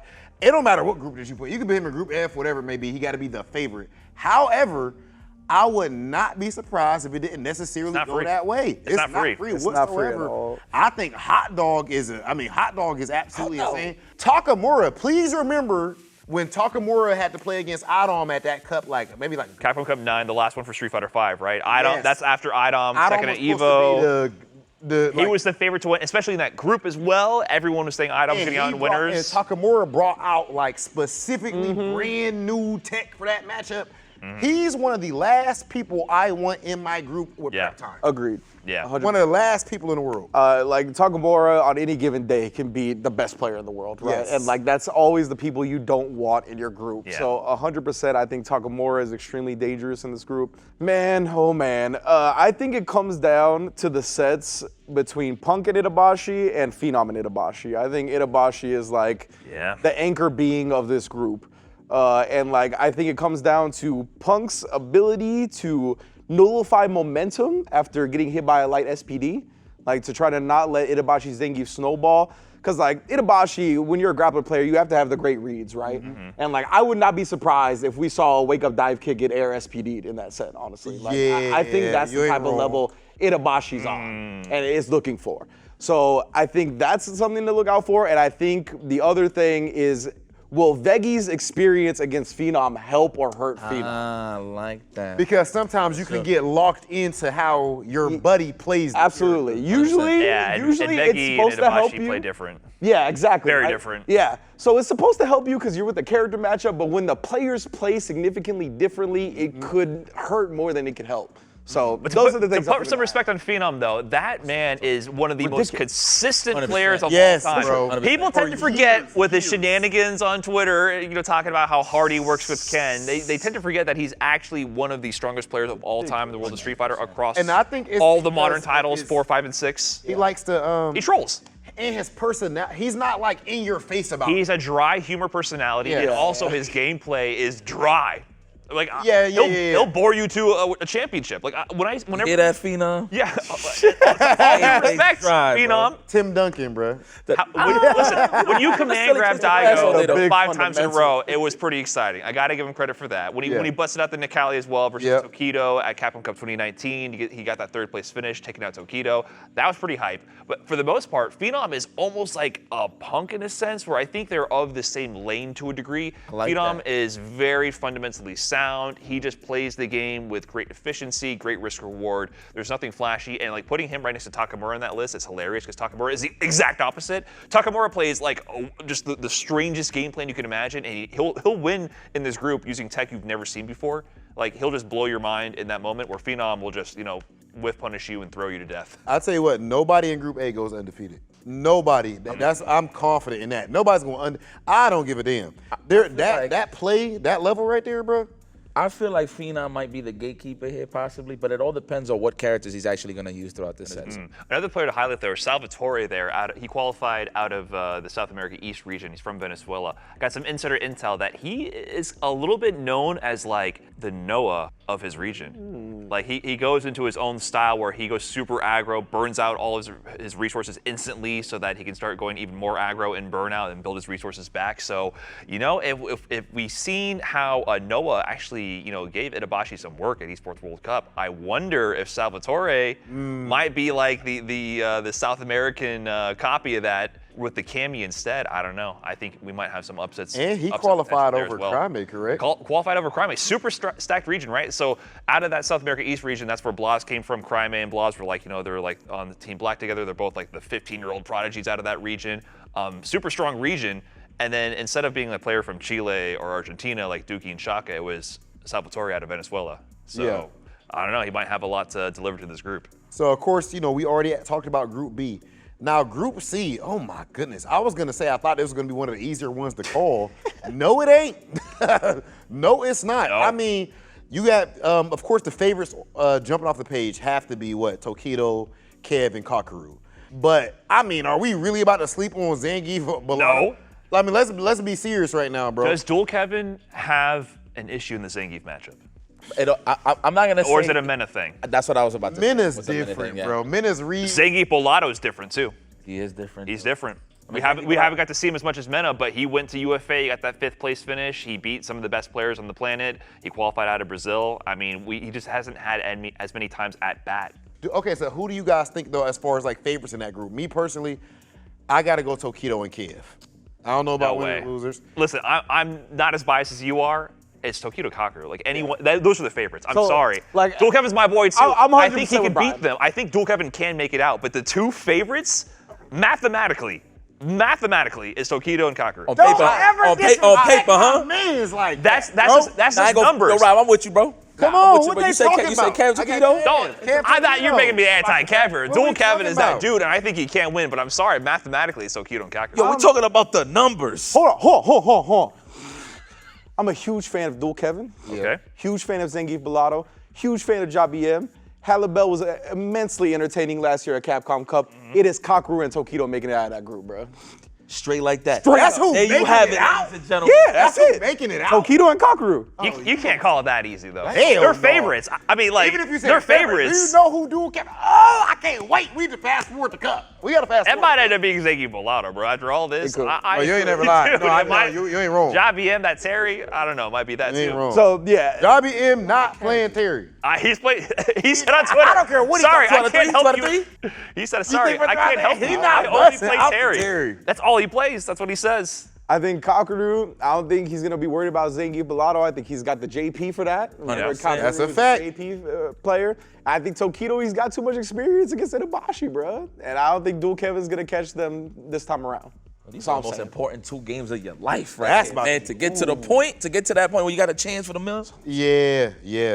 But Okay. I agree with you, Zangief Bolato Kakaru, but I can see Zangief Bolato taking a Tokido set. yeah, for sure. I can see For it. sure. Yeah, like, this definitely, I don't think it's free. Hold on. But Who my was y'all choices third? are them. Who was y'all third place in the group? Since y'all have, now I got to see how deep disrespect go. I Who was would y'all put Dual third Kevin. place in the group? Kev. Kev. I don't know if you mean that. I do. Because you hyping up my man. I do that. I don't know if you mean that. Genuinely. Kev can win though. Kev definitely can come out That's as the winners, thing. but Like- it's a razor thin margin. Kakaru's Kakaru's looking too in shape. It's Tokido and Kakaru, but most definitely, like, all of them could win, especially Kev and Bolato. Okay. All right. Now, of course, as we look at Group E, my man's Mr. Crimson. We got Diver, of course, again, from Chile, qualified over there in Spain, Portugal. Fudo, Limestone, Colombian Kim player, and Chris CCH. And the only 2-time Capcom Cup champion. 2 times. Mena or D. Come on, let's not even play. This is a Let's not weird play group. with it. Now that I've been digesting these groups a bit more, this is the Ed group. So I think matchups matter a lot in this group. And I'm looking at Mr. Crimson. I wonder. I hate the Ed Dawson matchup personally, but if Crimson can get over that hump, I think that depends for everyone who's not playing Ed. Can you get over the Ed matchup hump, and then suddenly you have a huge jump in the margins for getting out of that group. So You hate Ed Dawson as Ed? as an Ed player, Okay. but I can't claim to know that I know the I Dawson feel you, I matchup feel you. inside and out. I was just but I asking. honestly feel like Dawson can fight Ed fairly well. I was asking because I've seen social media, some people alluded to the fact that Ed has the advantage, and Right. in my head, I'm like, I don't know, man. Ed and Dawson at a high level, 2 players. I don't know about that. It's such a weird matchup. Anything involving Dawson, especially Yeah. in Street Fighter 6, it's Super hard to come to a concrete conclusion unless you pick the minds of Mr. Crimson You have, himself. yeah, and, exactly, yeah. Other people who fight that level of Dawson frequently, you very rarely see that matchup. So that's always Mr. Crimson's wild card factor right now, especially in Street Fighter 6. So it'll be interesting to see if he can master that matchup, because I think that's his key factor to get out. Forget Mena RD. Solve the problems you can and then get ahead that way is what I think the strategy is here. But our favorites from this one, I mean, for me, it gotta be Mena and Fudo. Yeah. Mena RD, what's his plan? What's he Yeah. gonna bring to the table? We don't know what Mena is doing character-wise for Cup in general. He got to be cooking up something crazy when it comes to the fact that he's even over there in Japan and working Right. everything right now. With these players being over there in Japan, do you think that anybody is ducking sets at all? Ducking sets. Because we got to play at Cup. Like, do you think Fudo and Mena's over there training? Now that we know that they're in the same group, do they still train together at this point? I mean, it's a possibility. And would y'all do it? Like, in your experience, like, of course, you being an Evo champ and all that stuff, are you actually training with people that you know you... For this bag? Hell yeah, I'm a sandbag. Okay, let's be honest here. So, I'm sure before, you know what I mean, y'all draw the groups and all that, everybody was just happy-go-lucky in Japan playing games. Let's just get strong. Because at the end of the day, regardless of the groups or not, it's a possibility that they're going to bump into each other in the later groups, right? The later stages of the tournament. But, I mean, once the chips are dealt, I mean, come on. I don't know, Fudo's my man and all. I'm talking in the POV of Men RD, right? Yeah. Fudo's my man and all, but, I mean, let's be honest here. There's a lot on the line. Too much. You know? And I'm pretty sure at this point, everybody's used to how they play, so it's not like they're trying to give anybody an edge right now. No footing at all. So. You don't play the people in your group, but you can play the rest of the bracket. I feel like just playing someone in your group. I agree with that. That's not even. It's not even just like trying to sandbag to hide your tech. It's also just not even as fun. I think. Like beyond just the competitive spirit. It gotta be about fun. We ain't playing for fun. I mean, I'd hide for the million. I was never playing. But I'm saying on top of that, I think it kind of spoils it. Like we're about to play. No, I had tons of fun. I'm saying when I was getting when it was time to train for a tournament. I was trying to train. I mean, of course, I wouldn't play for one. You never play, in my opinion, you don't play the people in your pool, you play everyone else in the bracket. I agree. Once you're through I'll the pool, play you play anybody everybody. else. There's a cool-off period. I think once the pools are announced, it's like a week, usually it's like a week-long period. It's a bit more extended now for Capcom Cup, right? I think that's a cool-down period. If I'm in an RD, I'm hitting up Lashar, ASAP. Lashar, me and you are best friends for the next couple of weeks, right? Okay, now, I thought because Rynge was not a part of this year's group draw, that Group F might have ended up being fair. But somehow, the spirit of Rynge combined with the malice of Brian F and put Lashar back into Group F. The only common denominator here is Robert Television. But he claims no responsibility for the group we have. How do I get partially blamed for this? That's crazy. Bro, the spirit of Rynge. Last year, okay, that was a little different. The spirit of Rynge got into the gacha machine and grabbed the balls. The gacha machine. You put Mena and Kaba in the same group. I do. We don't talk about that no more. Yeah, exactly. Yeah, okay. Old news. I was very upset about that. That was sad. Trust me. Now, as far as Group F, I'm telling you, bro, there's just something in the air.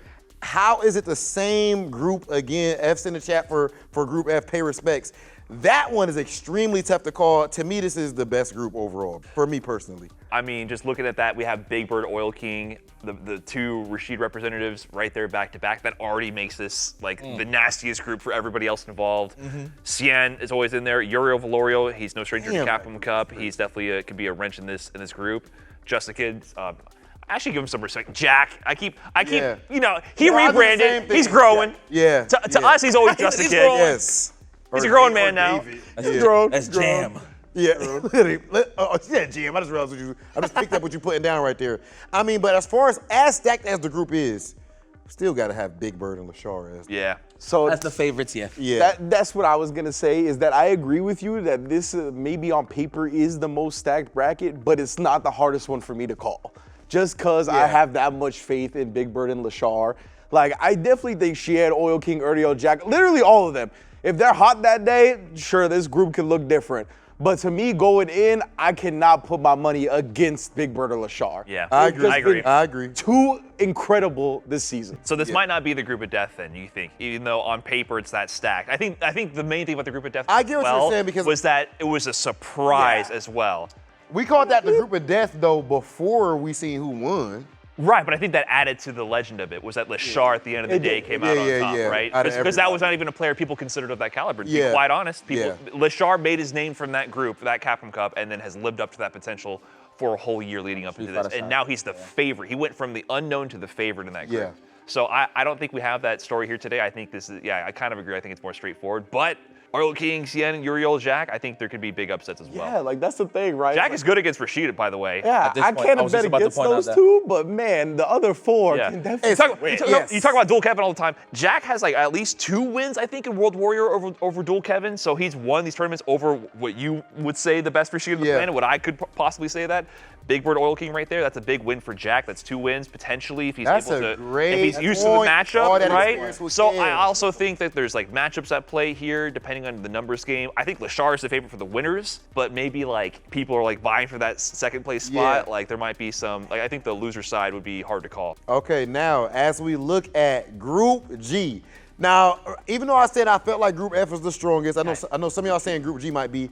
I'm excited because I like the smoke. I like the drama. I'm not gonna say a lot of y'all. Y'all know how I felt in my playing days. I like to talk that trash, teabag, all that. Knuckle Dude and Kaba. I let it be known. Point the obvious. I don't care. I don't care what character y'all play. Whoever wins is the best guy. Y'all can pick. I don't care. Really? Cammy. Yeah. For that? Yeah. I'm dead serious. I don't even think we're gonna get the guy mirror match. Don't matter. We don't not. matter. We We're not gonna get it. Regardless. We're probably not gonna get it. Regardless. We're not gonna get it. Hey, look. What I mean more so deeper than the best guy is like it's deeper than the guy. It makes a point. It's about the beef. 100%. Whoever wins that, win this one, the beef. I got bragging rights. So next time we come Yes. across each other in a major tournament. Okay, now hold on. Let me add a little spice to this. So there's been a couple of events that Knuckle Dude has been running as of recent, in his online events. Sometimes he'll jump on the microphone or whatever the case may be. I forgot what which. I think it was can opener as well. I'm not too sure. Where I would credit Kaba's game plan. He would actually come on the microphone. So like, oh yeah, but what about this? I was like, do you like how I took this matchup right here? Oh, you like that one? What about this one? Yeah. I want to say What it was about this petty, style but I'm like, gameplay? there's something there brewing, at the end of the day. yeah. But I think it's definitely a match about respect, if anything. Because, obviously you could keep grudge matches and that could just, last for who knows how long. But in this specifically here in the grand stage where a chance to get $1 million, man, it's all about who's respecting This is what the FGC, one of the things the FGC is about. And I think we've personally, I sound like an old man on the lawn, I think we have kind of moved away from this type of stuff a little bit over the years. Like actually having beef sets and the pride on the line and all this type of stuff. People are a little too humble for Big Hollywood nowadays. I like that. I'm the best. My man's Kaba popped off on him in English. He made sure he had the English sentence ready for him. I've known Kava for years. That was the most English I've heard him speak in years. Yeah, he beat him at Cream City Conversions, had the pop off. He spoke he English beat him. He like, Oh yeah. The full story. Cream City really? City Convergence. They're playing for the top 8 spot, and Kaba pops off. I'm the best guy. I'm the best guy. The set. Knuckle Dude tweets out, I want to do a $10K money match. No, this has already boiled over long ago. So this is the culmination of this. I don't think we're gonna get that 10K money match, but we're gonna get the showing. Can we also here at point Capcom out, Cup. Brian? Can we please end the era of people calling each other out for a $10,000 money match? Please stop. 1,000 tops. Yeah. Stop saying that. When you say $10,000, ain't It's nobody trying fake. to play for no 10K money match, bro. So keep it a I buck. pay mortgage with this. Be realistic. Hey, I think 1K is good. 1K is max, bro, realistically. I think it depends on the tax bracket you in, man. But And we ain't in those tax brackets, man. Come on, let's be real. Let's be real. Let's be real. Most of us ain't. But if Du and Punk want to run it for 10, if we're running for 1,000, Okay. that's trash. Well, show me. Between those two, that's trash. I need 5 figures between those They two. always calling that out, but when has it happened? That's the no, problem. that's my problem. It's funny money at that point. It doesn't even make sense. It's a I matter think of to the pride. audience, once you hit 4 figures, like it clicks, it's serious, and then when you throw 10K out there, I feel like it just never happens. never so we'll happens. see. They'll play for the million. Not here, though. since Clockwork versus He Who Must Not Be Named did we get figures like this. That's true. It's Continue. once in a blue moon. But man, we just gonna leave out Dark Neff though? Like he can't just whoop Oh, everybody. yeah. Okay, we haven't gotten into the full. One of the I'm not best saying I got players. doing once I'm coming out. No, I don't one know. of the best in the U.S. and the world now. I feel like Nephew for years has been knocking on that door for like upgrading from being like Punk's friend. You know what I'm saying? Because he's been so good for so long, and he's been really good friends with Punk. They were roommates for a while. They trained together, and he's taken big names for a long time. And we all knew he's God. Like he has wins over some of the best international competition. But in the past year, he's made that jump. Right, Yes. kind of like Joel Kevin. Like he's made Absolutely. that jump, and getting that second place finish at CPT Singapore Premier. I did not think he would do that. When I saw the registers, I think he was the only American player at that event. He was I think at least Zaf the was there only too as American well, to make it but- that far. Zaf was there. Yeah. Him and Zaf, the only 2 Americans there, and Nephew actually made the qualification spot out of the Shark Tank that was there. I mean, all the best international players, all the players from Japan were over there as well. And then he's been doing that consistently, had the 9th place finish at EVO. You know, he was stressed that he was watching us draw the groups. He was the very last player called in this whole thing, and as we were pulling each name one by one, the last spot was in Group G, with the two Guiles. Two Guiles, which is man. his hardest matchup, character-wise and player-wise. So he knows the matchup inside and out, but he has his work cut out for him. So I wonder what he's prepping for that matchup specifically. Yeah, absolutely. Like to get his qualification spot, he beat multiple notable guys, right? He beat Higuchi in that tournament to get to that spot. Yep. So I do think that he's one of the best players, the best jury in the world against Giles. I think he's one of the best perfect parriers in the world against projectiles. He's got a shot. But again, yeah, it's a tough group. I think it's tough for the Giles too, because not only is Nephew the best jury against that, but you have Juicy Joe. Juicy Joe's an incredible JP player. For those that are unfamiliar, he might be one. He might be the Lashard of this year, you know what I mean? I really like Juicy Joe. Yeah, Juicy Joe is really freaking good. Yeah, out of Sweden, he qualified in the Europe Northeast. Like, he was finally like challenging Phenom's reign in that region. Phenom ended up getting the points, so he still qualified out on top in that way. But Juicy Joe is getting some wins over Phenom out there. But look at those names below that, though. That's what I'm saying. Like, I think I'm with you that Group G is my group. I think Group G is the hardest one. Because we went all over those guys, and the two y'all people we haven't talked about are Kills You and Xiaohai, dog. That's crazy. Like Xiaohai, That's crazy. who, like we said, EWC reigning defending champion and all that. Right. Second place at UFA, has maybe had his best Street Fighter year in Lord knows how long. Yeah. And then Kills You, one of the only people to defeat Angry Bird, one of the premier players in SFL EU. And he used to split his time with sports games and fighting games. Kind of putting a little bit more to the sports game side. That's not a case anymore. He is 100% fighting games for Capcom Cup. So somebody that talented with 100% focus, he could do it too, man. Group G is easily harder to call than Group F too. I think so. Group F is crazy, but I think Group G is more evenly spread. Yes, it's more evenly because there is like Big Bird and Lashard are so clearly at least the favorites. Right. In Group G, that's the hardest group. Now, as far as the last group, last but not least, we do have Group H. Now, we already know what name is jumping off the board. I'll be damned if Angry Bird don't make it out the group, winners or losers. That's what we said last time, though. Okay, let me give a quick shout out. Time. That's true. Let me give a quick shout out before we even get a group A. Shout outs to Lex and JB, bro. Yes, the brothers of Destruction making it to Capcom Cup. That's hard. I never heard that. Yeah, maybe I don't know if I missed it from the past Capcom. In Street Fighter history, first time. Never had two siblings in a Capcom Cup, and that's fire. And they representing the same team, so that's kind of a bit of an Shout out OS. C9, yeah. You got two chances to win, huh? You got what I'm saying? Yeah, Lex, I mean, I think the growth we've seen from him has been incredible. He's had some amazing runs, right? Top 8 Evo Japan, I think top 4 Evo Japan. Like, wild stuff. So, yeah, I definitely think he's more than capable.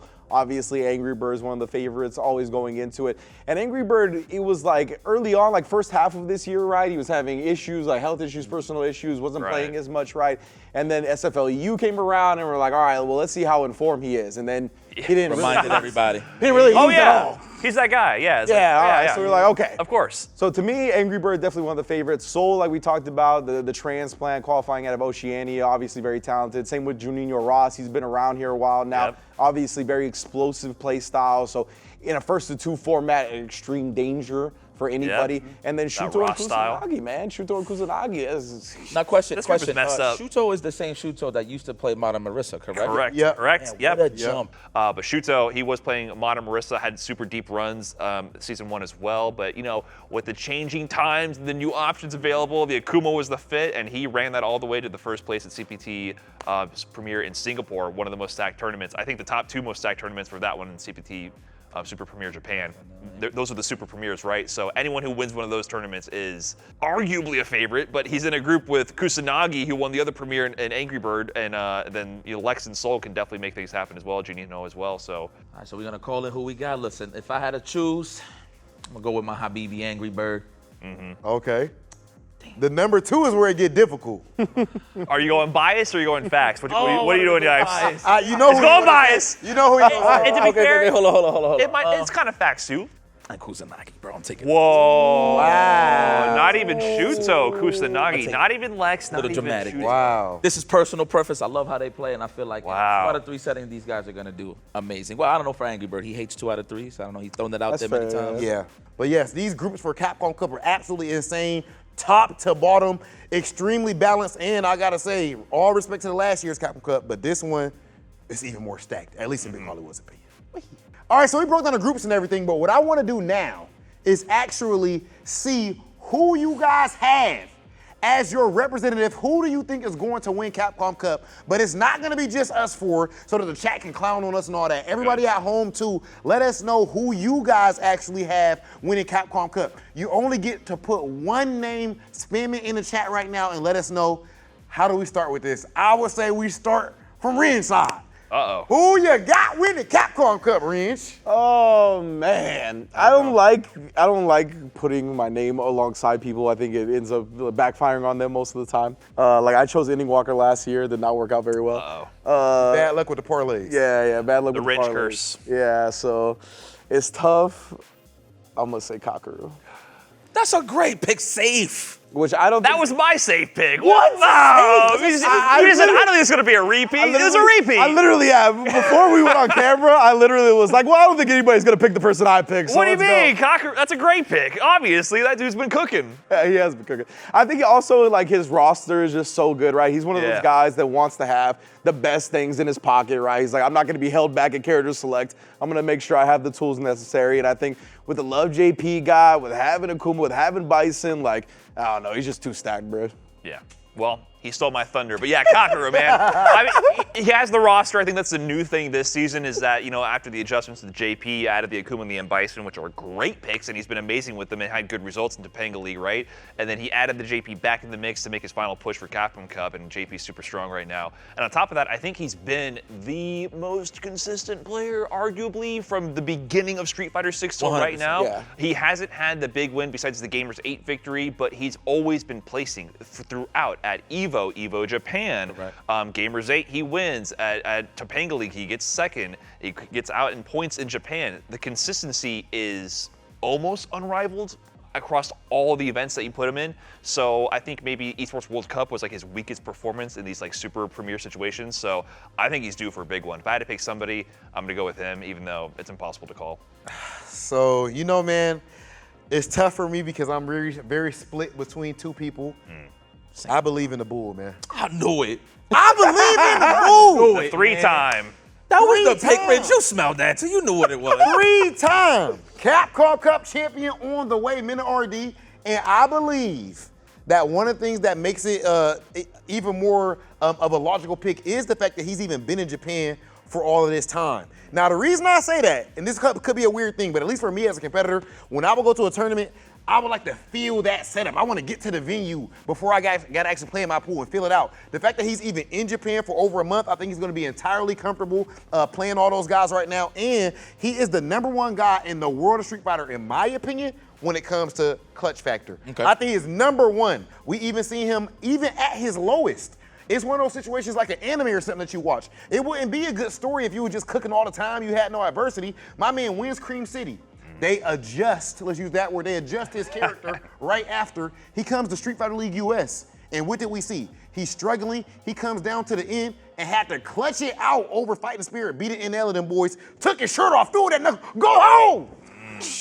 And got it done. Not to stir up any old beef or nothing like that, but I'm just saying, I think Mena RD has a good chance to win Capcom. When it comes to embracing the moments, I Yes. mean, I don't know if anybody does it better than Mena, right? agree. Like we have some incredible players that do. I think Punk is great at embracing the moment, but when it comes to Mena, I think he's unrivaled in that. It's just amazing what he kind of steps up to when it comes to the electricity and the atmosphere. He just feeds off of it unlike anybody else. So I like your pick. I like your pick. Well, obviously it was gonna be Mena RD. I didn't know that's what? I did not know that. The four of All right, us, all right, two all right, picks.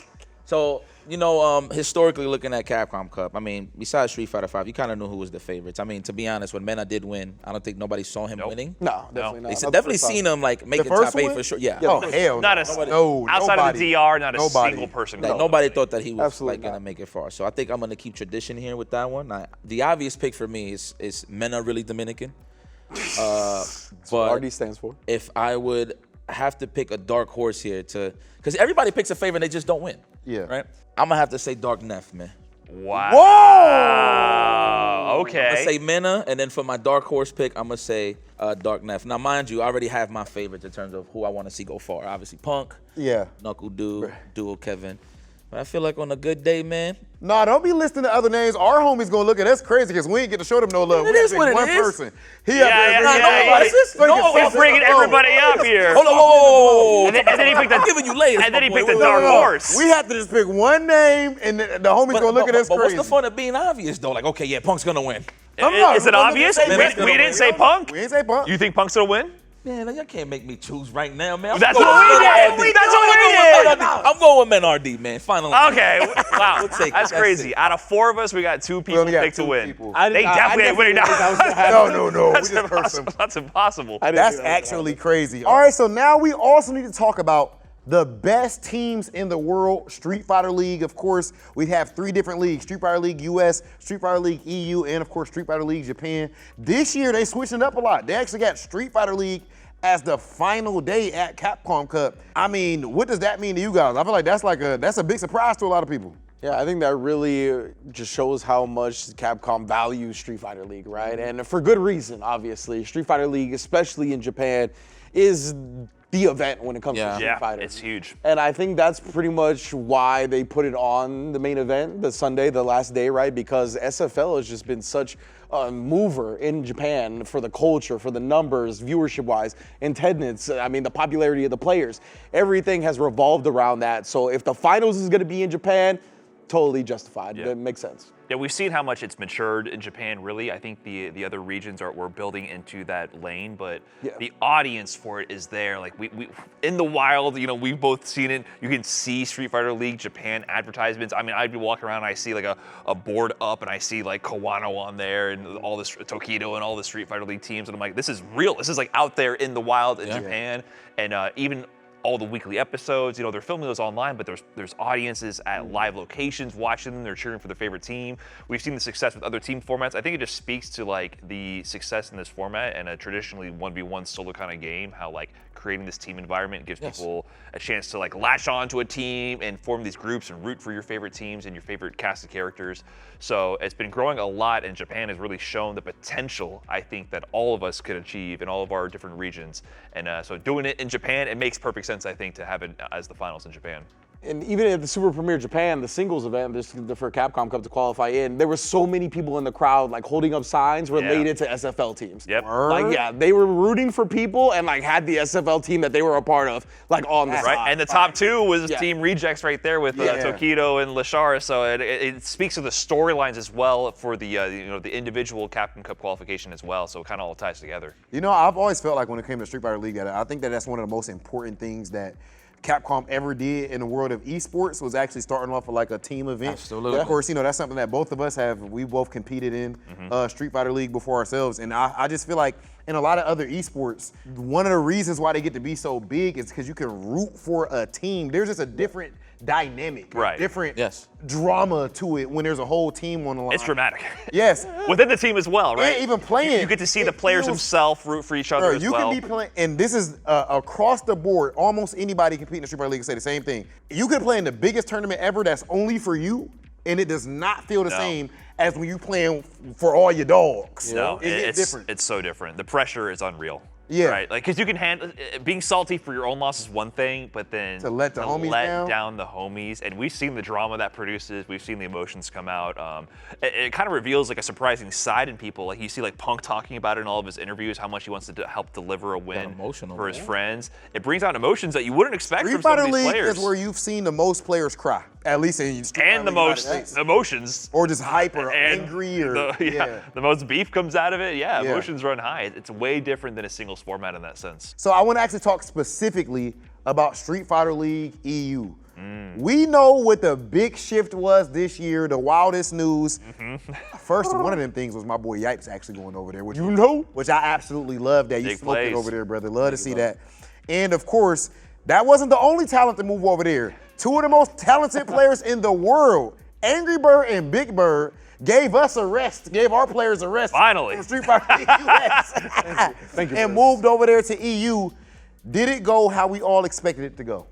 Well, I mean, I had the privilege to see a lot of the teams really get down and dirty up in Street Fighter League EU. Obviously, everybody was worried about the birds. No matter who I asked, no matter what team I asked, everybody was gunning for those guys. But what I do appreciate about Street Fighter, because that was my first one, it was the team format, just to piggyback on what you're saying, the fact that it does bring more of that dramatic effect where you actually have those theories, your theory crafting on who's gonna play who and what's gonna be the character selection, who's gonna be the clutch factor for the last points. I think that's very important. And on top of that, it does, for the players that, even the players that didn't even do well in the tournament, it just really shows, it really like reminds themselves like what is it that they're missing in their gameplay on top of that. You know what I mean? Where we take a little break and hear them out on the background. Yeah. And stuff like that. So to that point and to your point as well, like when it comes to Street Fighter League and getting to talk to your team, you know how you mentioned earlier, we're like, dude, not that great at like telling me why, what happened, and there's certain players that are. Certain players that are super valued in SFL, right? Yes. Because then they can sit there and explain to you in an easy, concise way to understand why what happened.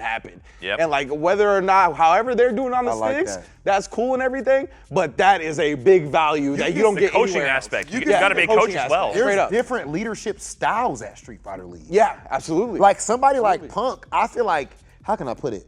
I think he's just so godlike and confident that his teammates just feel so They get the aura buff. they'll take they the get aura buff. Yeah, they get the aura buff. They got less to area of lose. effect. If you have Punk in the anchor spot, What y'all really gonna do with Punk? Yeah. Even if you beat me. right, it takes the pressure off you. You can play more loose, and then that's when you're the most dangerous. When you're stiff and nervous and afraid to take that risk, that's when you lose. That's how you lose in a fighting team like games. Fighting Spirit, on the other hand.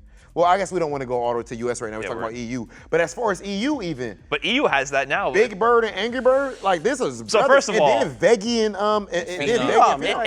it's literally Is this fair? Like, come on, Veggie and Phenom, they were the core of the main, like, they were the duo that was kind of running Street Fighter League We'll EU take it for from quite there. some times. And now they're under a new squad, new name, Ninjas in Pajamas, right? And then when they signed up with that, they imported the birds. Is there like a salary cap? Like, what's going on? Like, what happened? I just gotta be Gotta rescind be that honest. trade. Gotta be honest. That's the physical. That was a super group that they formed there, and the results showed. I mean, Angry Bird had the performance of a lifetime there. MVP. I think he lost only one set in the entire event. I mean, he just smoked everybody. insane. And then if you get through I think it Phenom wasn't or Grand Veggie Finals, or nobody Big beat Bird, yeah, if you get through any one of those players, you still have Angry Bird. It's like, what? What are you gonna do with that? Yeah, bro. Unreal. And you know, so far, just judging off the history, Street Fighter League EU has been on the short end of the stick when it came to the World Finals. This year, they came with a little something different. They could be Spicy. arguably the favorites. Arguably. I mean, Put some respect on America, brother. okay. Okay, because we can go That's ahead. why I said arguably. Let's go ahead and We gotta throw him a segue. bone. I just want to say put some respect on Veggie too, because I know people wanted to meme him. He didn't, he was on the bench or whatnot. I want to touch up on that. Yeah, he is like one of the more brilliant minds when it comes to fighting games, and he's really good at talking out what's happening in the match. He's a good coach, yeah. Yeah, So he's here's an the thing. extremely good coach, extremely valuable member. So here's the thing. I feel like morale is important as well. So Yeah, like, I absolutely. mean, even though Veggie didn't play, we all know how good he is. Yeah. But like the fact that he's just in the back, just cheering on, rooting on, he's always smiling. That actually gives you a boost. Like, man, I'm doing good. All right, let me keep going. You know That what dude I'm is saying? great Like, vibes. Yeah, Great vibes. He really is. Like, great vibes. I Like, love outside even if you're not Yeah. competing, like he does make you feel a little more like, you're looking good, you're feeling good. Like, Yeah, he's he one of is those kind like of guys. always that clutch person that if you're like feeling gloomy for whatever reason, he comes out the cut and like just puts a smile on your face. And like having somebody like that on the team goes so far. It's needed, for sure. So For far. sure. Okay, now that said, we can go ahead and take a look at Street Fighter League US. The good old US of A. We are, of course, I do say we because that's home team.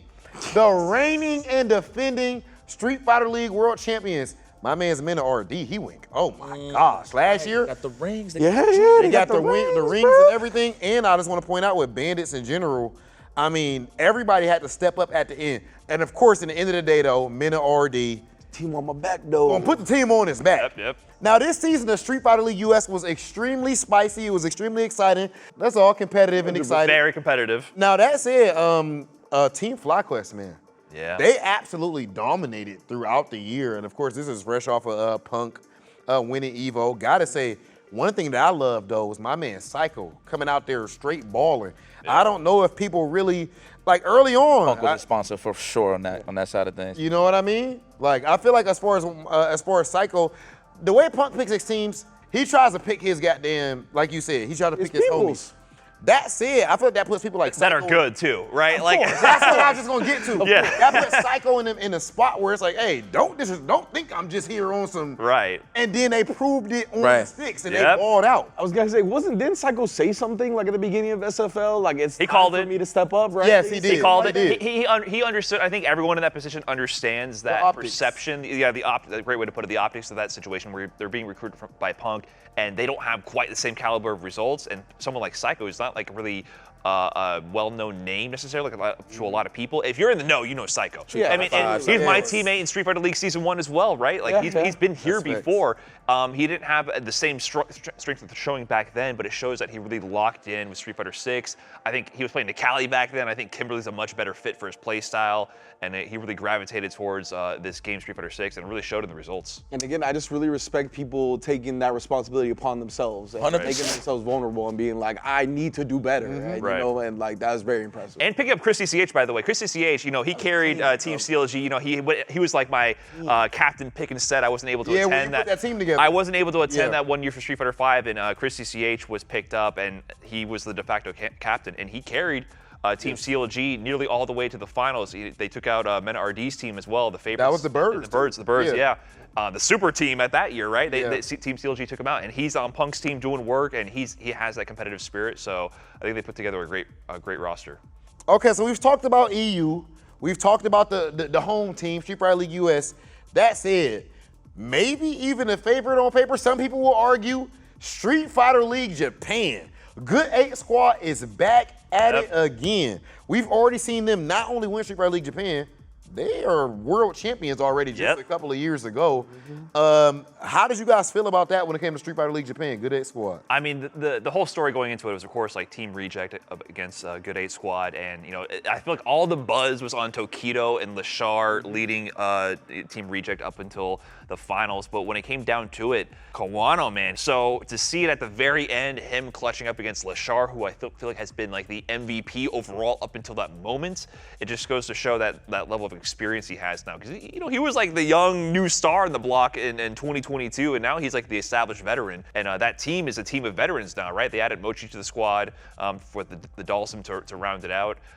So they're going back to that position to win again. I think that's really interesting to see a potential repeat from across different games as well. I feel serious, man. Seeing those dudes get emotional on stage like that for a loss, and it's not necessarily because it was a loss. It's just they felt like they put all that hard work, and in that moment, might have felt like they just came too short. You know what I'm saying, or maybe in the back of their mind, it crossed their mind saying it wasn't enough. But the fact that they're just so locked in with their emotions like that, man, just truly says that they really. You know, they said that Lashar was like, he got emotional because he was telling Tokido like, hey man, he felt like he wasn't good enough because he wasn't able to clutch it out right there. And Tokido ended up getting emotional over it himself. I think that goes back to what we spoke on earlier. Lashar is a pretty calm, cool, collected. I don't think we see Lashar react like this in a singles tournament. No. I don't think so either. Well, I mean, think of it like this, right? So the stories I heard, I spoke to Tokido personally at Singapore, right? And all he kept bigging up was how great Lashar was. Like, I'm talking about nobody could beat this guy in a set, apparently, in Japan. Like, he was literally dominant. While he was out there waiting and just chilling for the SFL, he literally was dominant against everybody that he played in a set.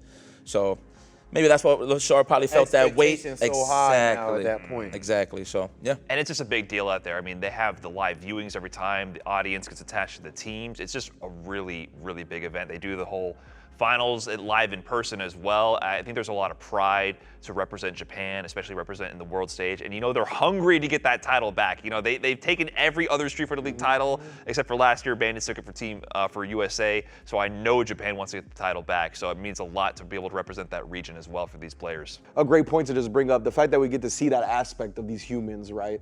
Of these fighting game players, and get to see that human aspect is really cool. This is easily the hardest year to call for Street Fighter League World Championships. I'm talking about just everyone stacked top to bottom. I feel like, again, Street Fighter League EU before had been on like the shorter end of the stick. Right now, you're not about to tell me that another team is better than their team. No. It's impossible. It's impossible to say that a team is better than them. I don't mean that they're gonna win, but who knows? Street Fighter League World Championships is going to be a movie. All right, so with that being said, of course, Street Fighter League is gonna be amazing, but I am curious, what are you guys looking forward to when it comes to Capcom Cup 11? Man, in general, like, I just want to see where the peak of SF6 is right now in terms of meta. Really, that's one of the things I'm looking forward to the most. Obviously, all of these players are going to be trying to bring the best game they've ever brought to the table here. So I want to see what that looks like. I'm just a student of the game, so I want to see how they all play out like that, of course. But obviously, another thing is Street Fighter League. And I want to be able to, I want to see what that's going to be like, the electricity, the atmosphere. Obviously, SFL has been a huge thing in Japan. And now they're going to have the finals, right? Have people outside of Japan. That crowd going to be different. Exactly. With EU and NA, that's what I'm most excited about. For me, it's all about the converging storylines. There's so many that go into every season, and then it comes down to these groups, and then you never know what's going to happen. I think we have all these narratives and all these potential predictions we make, and then it all gets shattered by like day one, like a couple hours in, you're like, well, there goes that prediction, right? So to me, it's the unpredictability about it. I love when it's like the drama in the group, and it comes down to, oh, does player A beat player C, then player D makes it through, but wait, he won around it. Like when you start crunching the numbers to figure out what's going on, to figure out how the path is going to go, I just love that drama of that moment, and then it finally all converges to the grand finals. So to me, it's those converging storylines and how you can never call who's going to win the million. You know, a big thing for me as far as what I'm looking forward to, it's kind of crazy to think that we were all just traveling to tournaments, like, you know what I mean, locals, weeklies, whatever it may be, even going to majors, and nobody was ever thinking about Street Fighter ever becoming this big. So I think Capcom Cup 11 is like a huge step into the future of what Street Fighter 6 is becoming. You guys talked about earlier on the show how big it is in Japan. People are actually famous. I mean, we all run into fans even just randomly in public now from something that we just love to do. As far as Capcom Cup specifically, I gotta see if my man Spunk the God can be the first person to win Capcom Cup and EVO in the same year. And I just want to see what happens with the underdog guys too. I mean, I'm looking at the obvious here for sure. Mena RD, can he three-peat it? Can he, well, not three-peat it, but can he get 3 rings on the Capcom before Cup anybody else gets 2? Before anybody else gets 2. But I mean, of course, I'm a big fan of the underdog stories as well. So just to, you know, piggyback what you guys are saying, definitely looking for the young bucks like Blas. Definitely want to see the hard work of Dual Kevin come to fruition, because if anything, like, there was 2 players that really had a lot of a hard time getting qualified. Just off the top of my head was Dual Kevin and Grand Toto Kai. So knowing what's on the line right now, I want to see if they actually elevate and take that game to the next level. So that's what I'm looking forward to see who's really here to finish the job.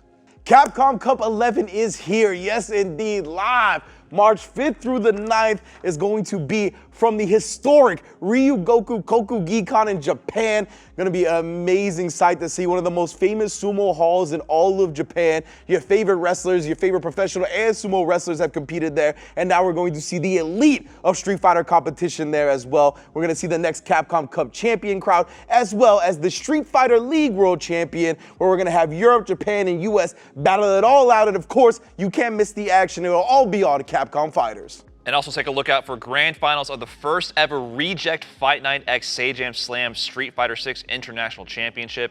It kicks off this March in Japan. 2 teams from Sajam Slam's US qualifiers will face off against 2 teams from Team Reject to crown the ultimate international champion.